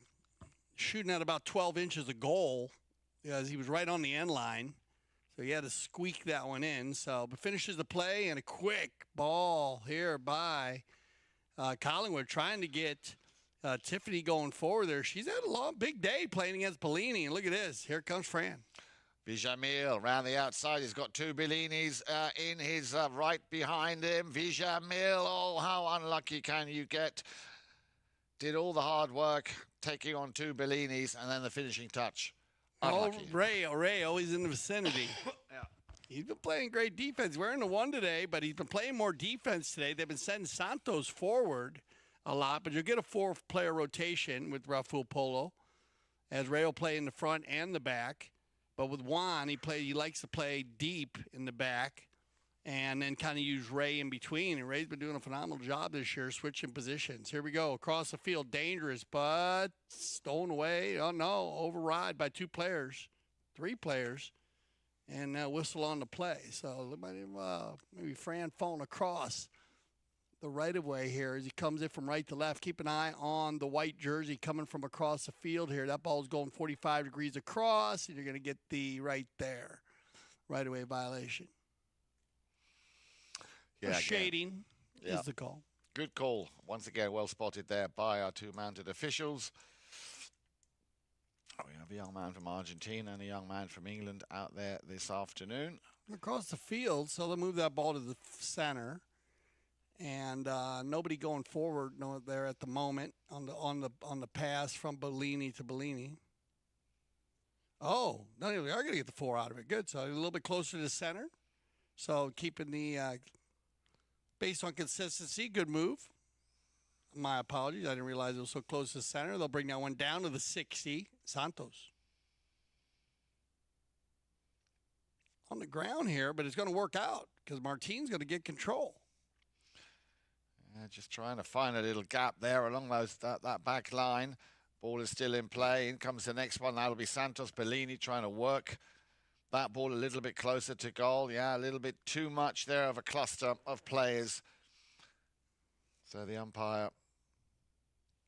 We always used to have a set play back in the day, Yan, where if we had an hitting a 4, if I was hitting a 60, and we used it a lot in the World Championships. In the 14 goal, if we ever got on a horse or we just weren't comfortable hitting, then what I would do is I would set up and I'd hit to either one of the posts a little bit further to the right on the ground, like right where Martine was, and nobody could meet it. So it was just a set play. I'd hit the ball. If I couldn't hit a clean shot, I'd hit it across to, well, Jason Crowder was one of the players back in the day, and but hit a far enough angle so no one could come across. And Jason would meet the ball and tap it one time and hit a next shot right at the goal. Scored a lot of goals doing that, too. So you can get a set play like that if you have to, if you're not hitting well or you have a miss hit. But they're going to pick up the open goal penalty, too, here. And Santos, nice stroke. And he picks up his third of the day. Yeah, well done, Santos. Bellini makes it look so easy. So, 6 goals to 3 then. Rafael Polo in a very comfortable position. Now, we did mention that there are, of course, 4 teams competing in this this year's 8-goal Top Pony 8-goal 2024. And up, of course, later on throughout the tournament, we will have Grand Champions Polo Club defending champions. But Raful will be very happy if they can get this over the finishing line with their first victory under their belt. They have possession once again. It'll be Juan Bellini trying to send that one up to Ray Raful. Collingwood read it very well, saw it coming. I beg your pardon. That is, of course, Facha Valent. Excuse me. Good ride off there by Facha to take Tommy out. Looked like he might have rushed the next shot a little bit. He could take one more tap, I think, maybe to give him a little more time, because that ball was still trying to get under control, but backed up clean now. Now you are seeing the full four-player rotation that we see a lot on the Raful Polo team. And we're going to get, this is the angle play. This is why you play angles in the game of polo. Back shot coming from Santos. His father's going to jump right on it, and he's going to catch Vijamil coming across the field when that ball was going 45 degrees down the field. So, you know, that's a big part of the game. We always talk about the chess game, and to use those angles to keep the defending team away from the ball, and Raful right now is doing it at a high level, and that's why they got this 3-goal lead. Very, very clever play here from Raful. Remember, it's not just what you do with your stick and your ball, but it's also what you do up there in your mind. Strategic and set plays and strategies. Very, very important. I'd like to quote a dear friend of mine, Dale Schwetz, always likes to say, champions are won on defense. So there's a lot to be said for that. Yeah, you know, you use the ball here. Let's see, Juan's going to go back to the line. And again, we've watched them pass the stick a few times today, the Bellini boys. And that ball, did he re-hit on that? Or maybe they was coming around and gave him a re-hit. Yeah, they gave him a re-hit on it. As everybody wasn't lined up, so Juan took another spin. Didn't get a lot of help from Pony there. You saw how he kind of switched from right to left leads. That's when you want to have that set play set up. You know, you get in there, maybe your horse is a little nervous, or you're coming through and you're going from the left lead, right lead. This isn't a perfect hit, so you could tap that ball over and use it. But off the left, off to the right. So right now, Victory dodges some bullets here. Yeah, that's the third penalty for miss today by Raful Polo. On the breakaway then, Victory and Tommy Collingwood. Oh, that's a nice pass up to Fran Vijamil. Still in control and in possession of the ball, Vijamil, but he's got to be careful. Doesn't want to ride into the oncoming traffic, and that was Facha Valent, who manages to take the ball off the 1-goal. Remember, Fran Vijamil coming in for Kevin Schmeitz. Now there seems to be a whistle. A little choppy here in the beginning of the fifth chukker. Gets taken around by Valent. Juan. And bounces it off the Pony there. And going to get the whistle. Blocking foul. So that'll go the Kersey change. And looks like Ray's going to stay on the dun. He likes his dun pony. Gets a lot done on it. Dark.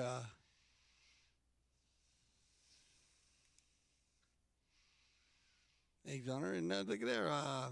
It's also you can see in the background there that Tiffany Armstrong using the mounting block. We see the mounting block being used a lot by a lot of players these days. So it's always very safe for the horses. Also, the mounting block, they use it in a lot of polo schools. We use it at the polo school if needed, and we're seeing a lot of players use it. And it's I like the Sarge Trader Ray's on. He gets a lot done. Remember talking about Ray. He added 3 horses to his string this year, and it definitely made a difference in his polo. So it's good to see that. Good to see Ray, because he's been playing all types. 6, 8, stepping up to playing 12.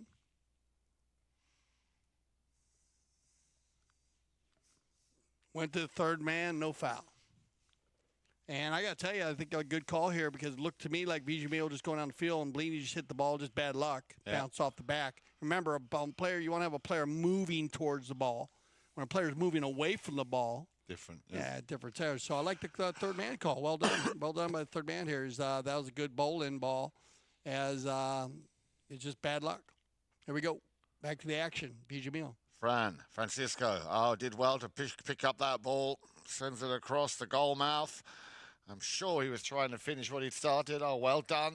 Bijamil holding on, keeping that ball in very deep in the half of Rafael Polo. Valent on the boards again. Francisco Bijamil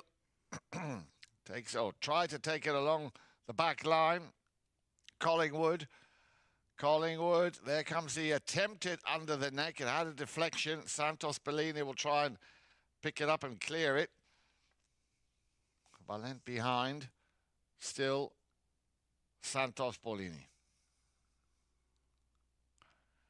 Composure here by Bellini. Slows down, waits for his dad to get in line. Then they'll line out again. They've lined out well today, Rafael Polo.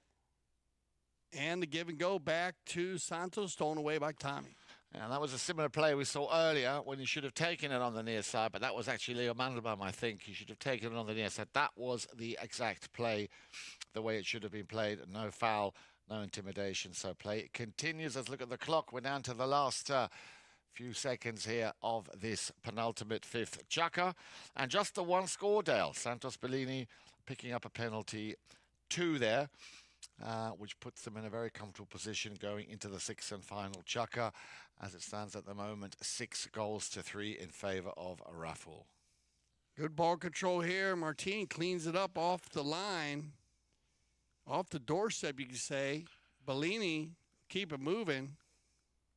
Bit of a defensive battle here at the end of the fifth. Off the boards by Leo Mandelbaum. Picked up by Tommy Collingwood. Collingwood just wants to get a little bit closer. And we have a pony that would rather go home. That looked like an umpire, probably? No, it was a player. Oh, was it? It looked like it had a ball bag on there. Maybe I was wrong, but... So the fifth chukker with 33 seconds on the clock. There's 1, 2, 3, 4 white players right there mounted up.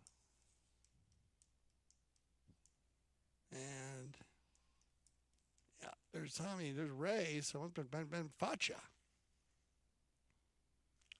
There's Facha.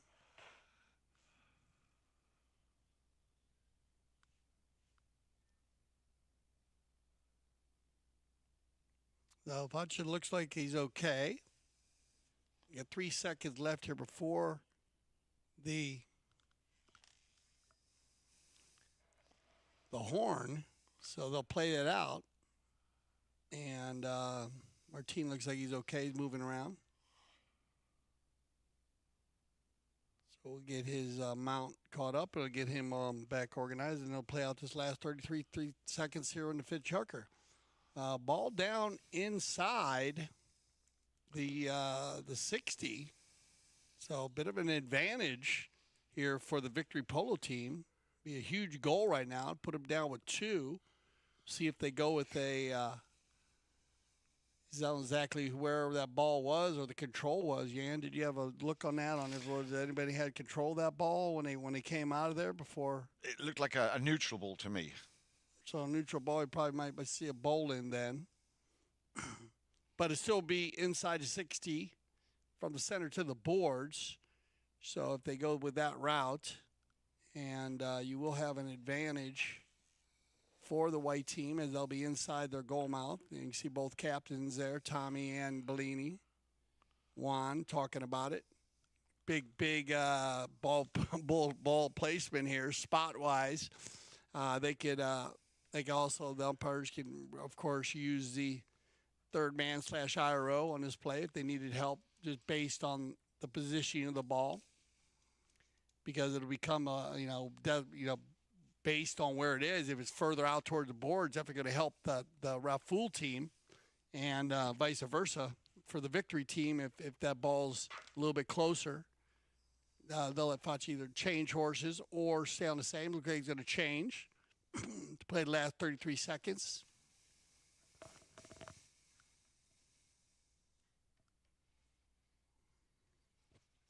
And he's going to take a turn here, just make sure they're ready for the sixth chukker, I think. at the final chukker. Get his his string of horses lined out for the final chukker. No problem. Martine back on top. And we'll see. You might get, they're dropping that ball on the line. Oh, you're going to get a penalty here maybe at the end. So that's a different scenario. As it looks like they have. Yeah, so you're going to get a penalty shot here. This is a huge opportunity now for Collingwood. Tommy, he's got 1 goal on the day. Well, the only goals they've scored is actually 3 in the first chukker. So let's see if he can break the ice here. This will be a big goal going off the field. This will be make it or miss it. Probably end the chukker.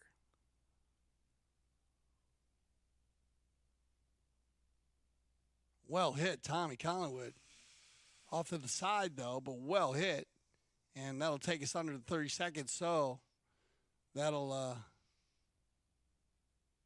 we're going to get one more run here.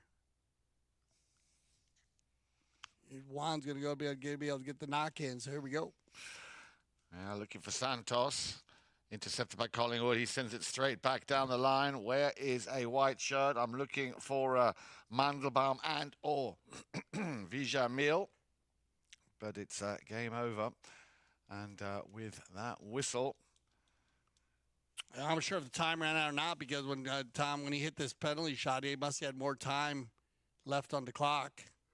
Bellini comes in here, and then he got contact right there, so you might have a whistle right there based on the contact. Mendelbaum coming across. But that'll end our 5th. We'll get ready for the 6th. Stay with us.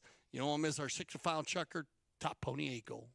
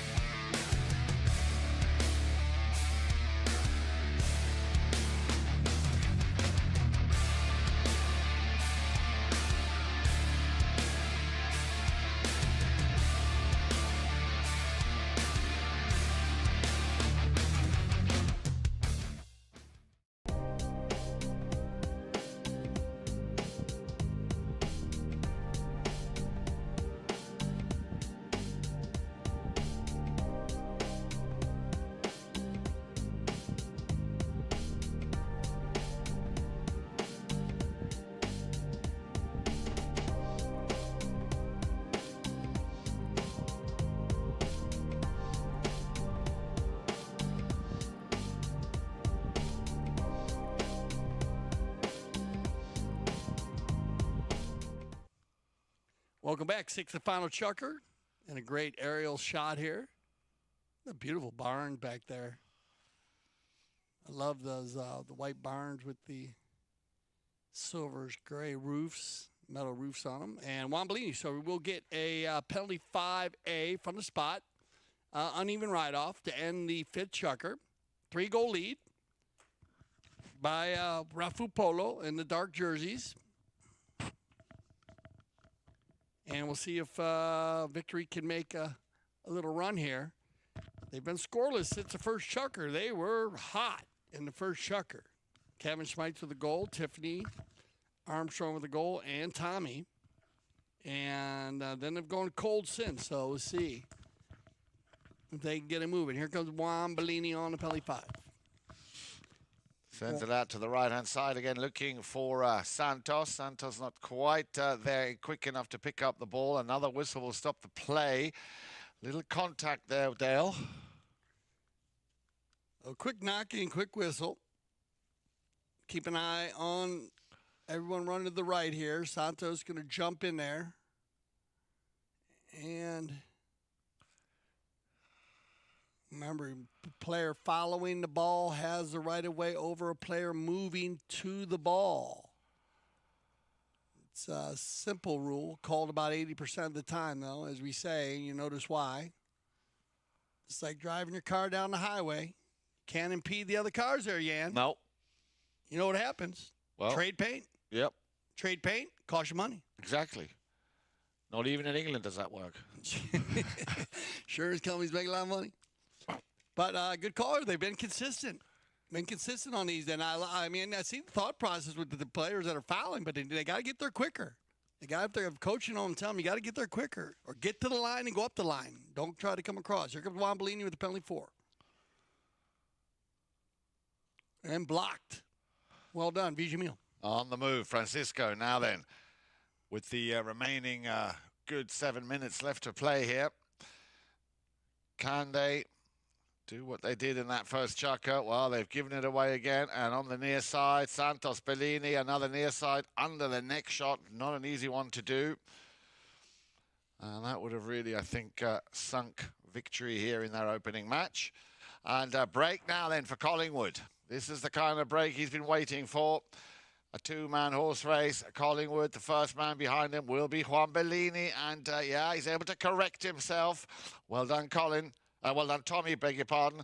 Tommy Collingwood. And that's how you do it. Now, what do you call that again, Dale? Coast to coast like butter on toast. And that's a great steal here. Tommy sets it up all by himself. He meets the pack, but he meets them clean.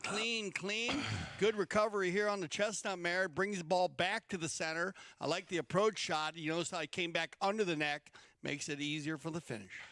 So, after, as you said, no score. Well, they did score, of course. Tommy did score in chucker number 4, but that goal was, of course, deducted after Fran Vijamil came in for the slightly injured Kevin Schmeitz, who, as we said, is he's well about. He's up on his feet, still there, wanting to support his team to the very end. So that is very good news. But that goal, of course, as a result of that substitution being taken off the scoreboard. So now a score in chucker number 6 and only 2 goals in it.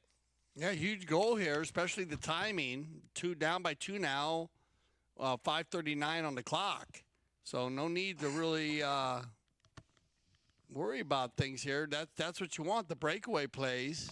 And that's the first opportunity, first breakaway play that they had, actually, where Rafu Polo got caught, but that's a risky play. Tommy went for it. I think it's a good, well done to go for that play there, because you're down by 3. You got to get something going, and you got to get a broken play, or you got to get a steal. If you're not getting that offensive attack going, and not that they haven't had the offensive attack, just Rafu Polo's been very strong on shutting it down. So here we go. Possession's big, and they're going to get one now. Look at this, Fran. Ooh, override, turned around by Martin. And Valent will not waste any time getting that ball downfield. Mandelbaum coming in for the attempted hook on the near side. That ball's still moving.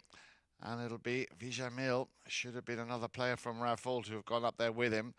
You can see he's taken on 3 defending players. Another whistle was inevitable here with 5:22 on the clock. Yeah, good composure here by young Fred Vijamil. Vacha goes to the near side. I like the play. He actually, he was getting rubbed there by Leo, so he had to flip the ball to the near side. Then they come together, and the ball gets popped around. Vacha's pony kicks it out to the right side. So they're going to get a blocking foul. Look at that. Bad luck there. There's, I guess, nice, calm, beautiful chest-up pony here. Is Fran's pony, the bridle came off. Must have got caught up there when they were spinning around. That does happen sometimes. And very calm, relaxed polo pony there. Just Fran jumped off quickly and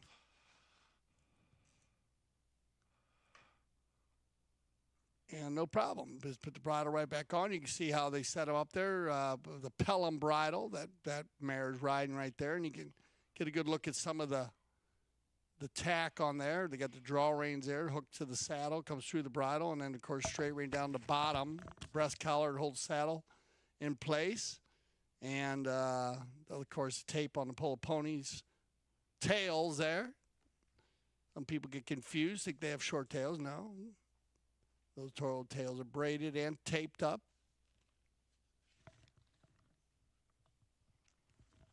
Yeah, going around the corner they go. They went to the third man on this call, but pretty simple call. Yeah, the guys are just inside. Control was with the number 3 white. And but I like Vacha coming in there and just trying to cause a commotion with 2 players and at least getting a set ball play here, see if they can win it back. Good hit by Collingwood on the penalty 5A. And it looks like he's found Vijamil. Vijamil with an attempted cut shot. Bellini tried to pick it up on the near side.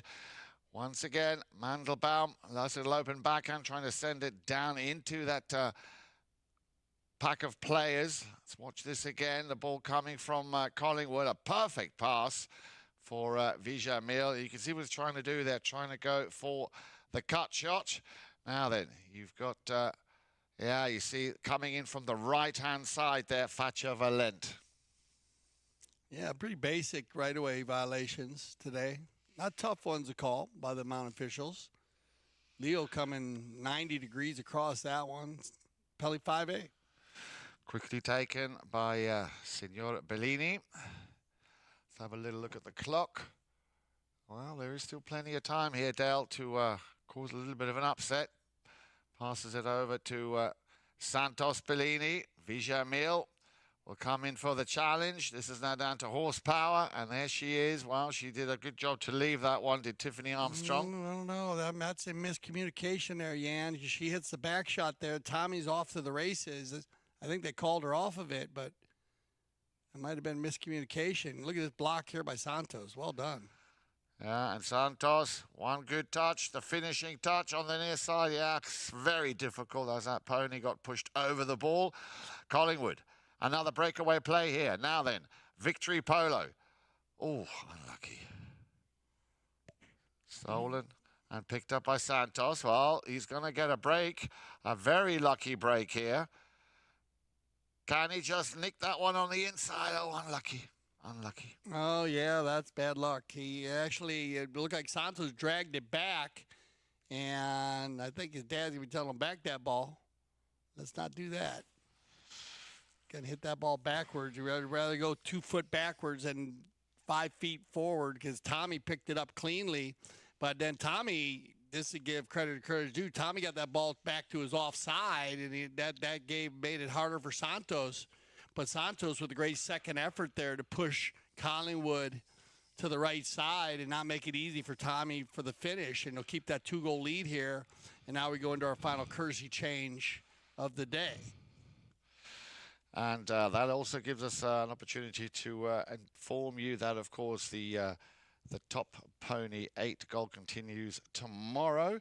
Same time as today, 1 p.m. Amara Polo will be taking on the defending champions, Grand Champions Polo Club, with Govinda Kish, Sugar Erskine, and of course, as you said earlier, Dale, still waiting for those 2 names to be announced in that team. And for Amara Polo, Scott Sabara, Michael Armour, Nick Manifold, and of course, the power that is KK Chris Campson, the 6th goaler. That coming on your screens tomorrow at 1 p.m. Yeah, should be a very good game there. And the Amaro team, they played together in the last tournament, so we'll see who Govinda and Sugar played together, have been playing together this season, and they've used a couple different players, so it'll be interesting to see who comes on there. And they usually come with a pretty well-stacked team, Grand Champion Polo Club. Looks like I've got everybody back, and we'll get play continued here with a knock-in. Be Juan Bellini Sr. Do the honors here. The Victory Pole team will be looking for a quick stop here. They want to try to shut one down, see if they get a. They've been playing good on the defensive plays, but Bellini's just going to get on fresh legs here. So he says, "Get in the rumble seat, son. I'm going forward." Good ride-off. Picked up by Mendelbaum, controlled, and look at this. Leo's going to win the play, but turned around quickly by Santos. He's going to work. Oh, he backs it up. I guess after that last play, he's going to fire one back. Picked up by Tommy now. Collingwood drills one into that danger zone. Who's at the front door? Has he overshot it?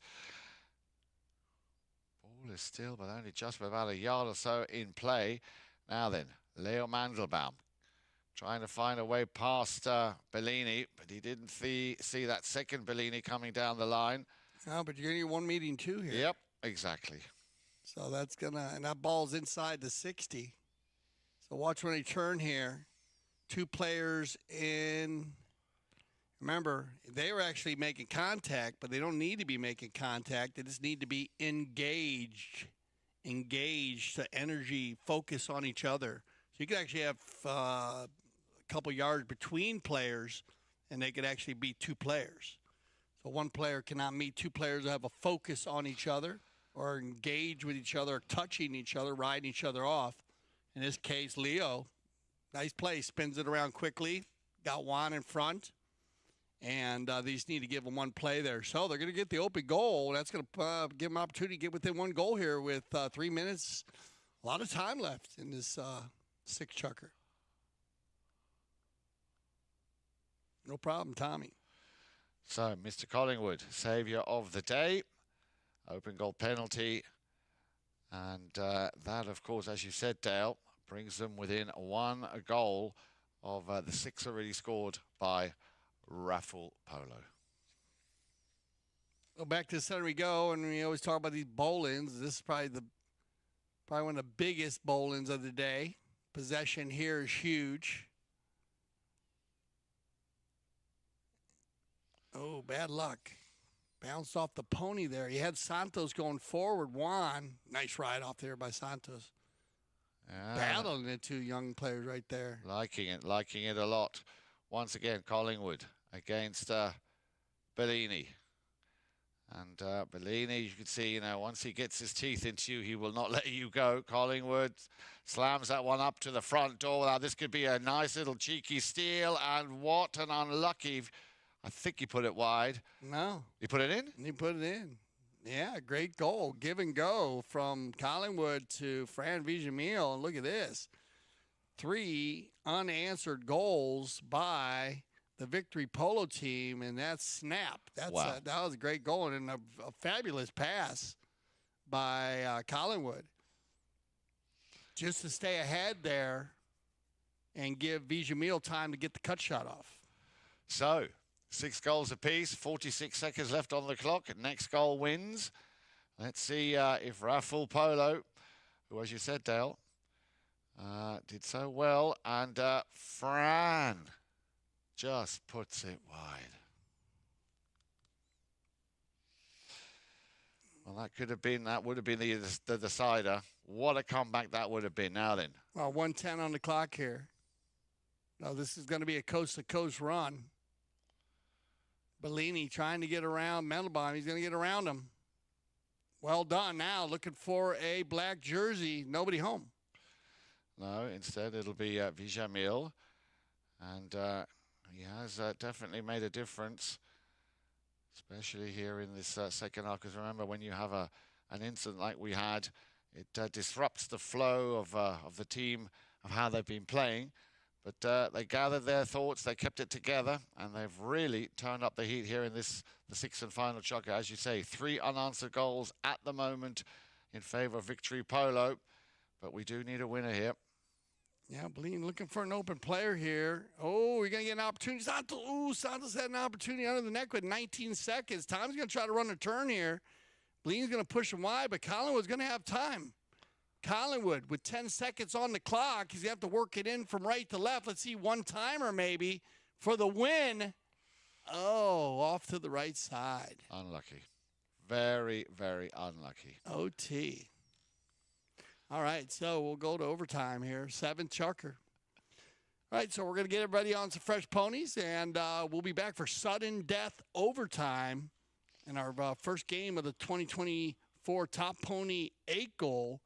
Is going to be a sudden death overtime chukker. First goal team to win, score will win. So stay with us. You don't want to miss our 7th chukker.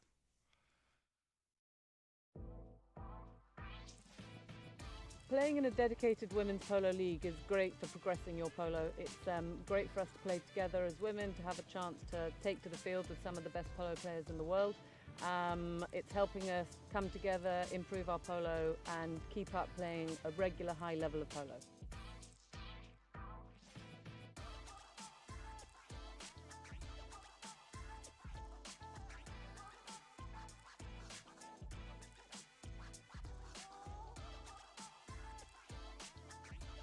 like I'm learning so much. I am shadowing some of the best women players in the sport, and it's just been an incredible journey, really.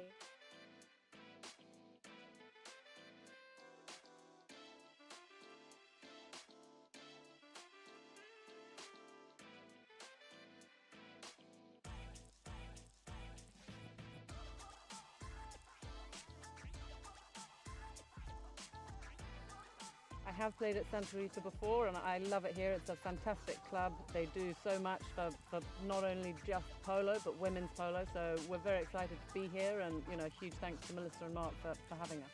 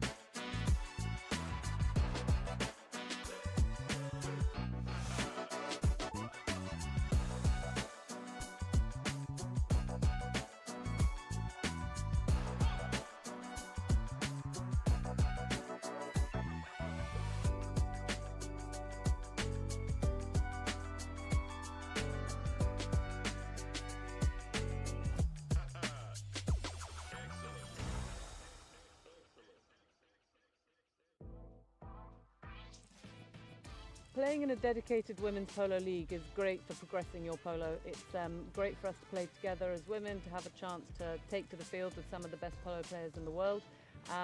It's helping us come together, improve our polo and keep up playing a regular high level of polo.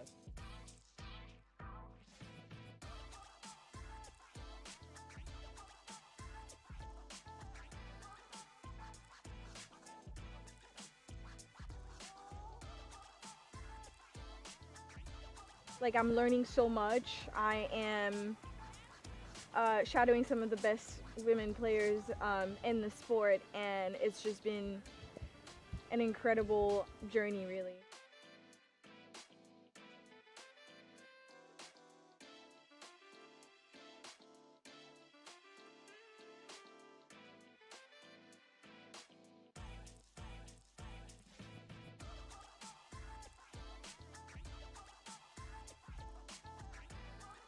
I have played at Santa Rita before and I love it here. It's a fantastic club. They do so much for not only just polo but women's polo. So we're very excited to be here, and huge thanks to Melissa and Mark for having us.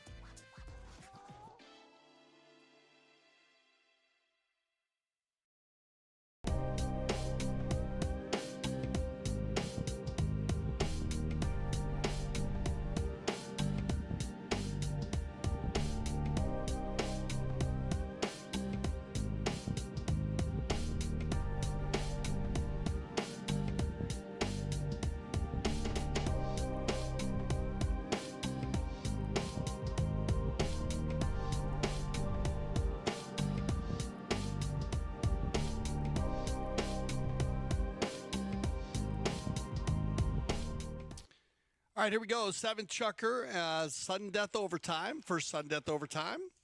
Well, we've had a couple here this season in 2024 here at the Grand Change Polo Club, but our first in the top Pony Acos, our first game also. So, and well, you got to give credit where credit is due as always. It was first 3 goals scored by Victory Polo in the first chukker, and then they scored 3 goals in the last chukker. So, you know, sometimes you just got to play 2 very strong chukkers and look what it can happen. So here we go. Rafool looked like they had control. It was 6-3 in the 5th chukker. But 3 unanswered goals in the 6th chukker, and Juan Bellini is going to start this one off. Remember, sudden death, first goal wins. Here we go. Bellini on the move. He might want to just finish this off himself. Leo Mandelbaum gets a nice little near side back shot. Who is there to pick it up? Well, he saw him coming. He turned very quickly, did Juan Bellini. Francisco Villamil, of course, trying to disrupt the flow and force an error with Bellini. But, of course, you know, himself, a former, was he 8 goals, I think, in his heyday? Yeah. You know? Yeah, 8. I got 8. I put him in 9 or 10 at times. So, you know, but he carried that 8 very strong. Here we go. Tommy. Yeah, a little bit of a... Uh-oh. You need a whistle here. And this is in range for Collingwood. I mean, you're about 120 out here. Look at center field. Santos is looking for Martin for the big ball. Tommy's got the inside. And Tommy takes the ball forward here. Martin makes the hook, but then falls over the top of it right there, kicking the ball. So you're going to get the blocking foul. Collingwood in control here. See if we can get it going for Victory Polo. He's definitely going for it. A nice long ball. It's going to go out to the left-hand side. Well, he did see that Francisco Villamil was there. Now, the question is, did he go for the direct shot or did he try and pass it? I think he was going for it there. It looked like he was going for it. Yeah, and he was definitely in range. Yeah. I thought he might just take it from the spot, but he had time to dribble it. So why not? Now Bellini's going to work it forward. He's going to get some help from his son Santos. And Bellini will have to deal with Villamil. You can see there on his left-hand side, crossing, changing direction. Still Bellini. Villamil now gets a piece of it. Near side backhand. Is there a white shirt in the vicinity? No, but there is a man by the name of Martin Valent. And he will take the ball around the outside to avoid any kind of traffic. Collingwood has it back. Couldn't control it. Bellini read the play well, backing up very nicely to support his teammate. Down the boards they come charging. All 5, 6, 7, 8 of them. A little bit of a turnaround underneath the ponies. And it looks like Bellini, when he was holding his face there, let's hope he's okay. Coming out of this bunch of players then. This little cluster of players with the number 3, Facha Valent. And there is an appeal for a whistle, but umpire saying play on. Now then, has he overshot it? Needs to check. Does a very good job in checking. In comes Valent, and now around the outside. Stolen by Santos Bellini. Oh, whistle on the play. You're getting a blocking foul. Yeah. Late whistle, but they're going to have to wait. They got to let that play out. He definitely held him up. Watch outside. Great player, but watch where he shuts them down right here. See how they're caught, and then he's got to pull out. And I'll tell you, I mean, you'll see, it might have just gone, might have been better for him to pull out quicker because I think Tommy hit the ball a little bit further than he wanted to. Yeah, he did. So maybe if Martin just pulls out and they don't have the contact, then Santos is clean, kind of a timing play. They might take a look at it. We'll see, but it's right in front here, and it's going to be. Look at that. Tiffany Armstrong. Well done, Tiffany. So you give Tiffany the opportunity at the open goal penalty 2, and a fabulous comeback here by Victory Polo, and that should definitely bring Kevin's congratulations to Kevin Schmeitz, of course, and Fran Fujimio coming in. But Tiffany, Leo, and Tommy, they kept on fighting there. Rafool looked like they had control there again. Yeah, they certainly did. But that just goes to show you that a game of polo, you just never know what can happen. And the team spirit here, very, very strong. And I thought that Francisco Villamil came in very nicely. That's it from us here for today. Thank you very much for tuning in for the first match of the Top Pony A Goal 2024. Remember, tomorrow the action continues, 1 o'clock, Amara Polo versus Grand Champions Polo Club. For Jan Erik Frank, I'm Dale Schwetz. I speak for everyone here at CTV Sports, where I say thank you for making us leaders of polo broadcasting. And always remember here at CTV Sports, we love the polo.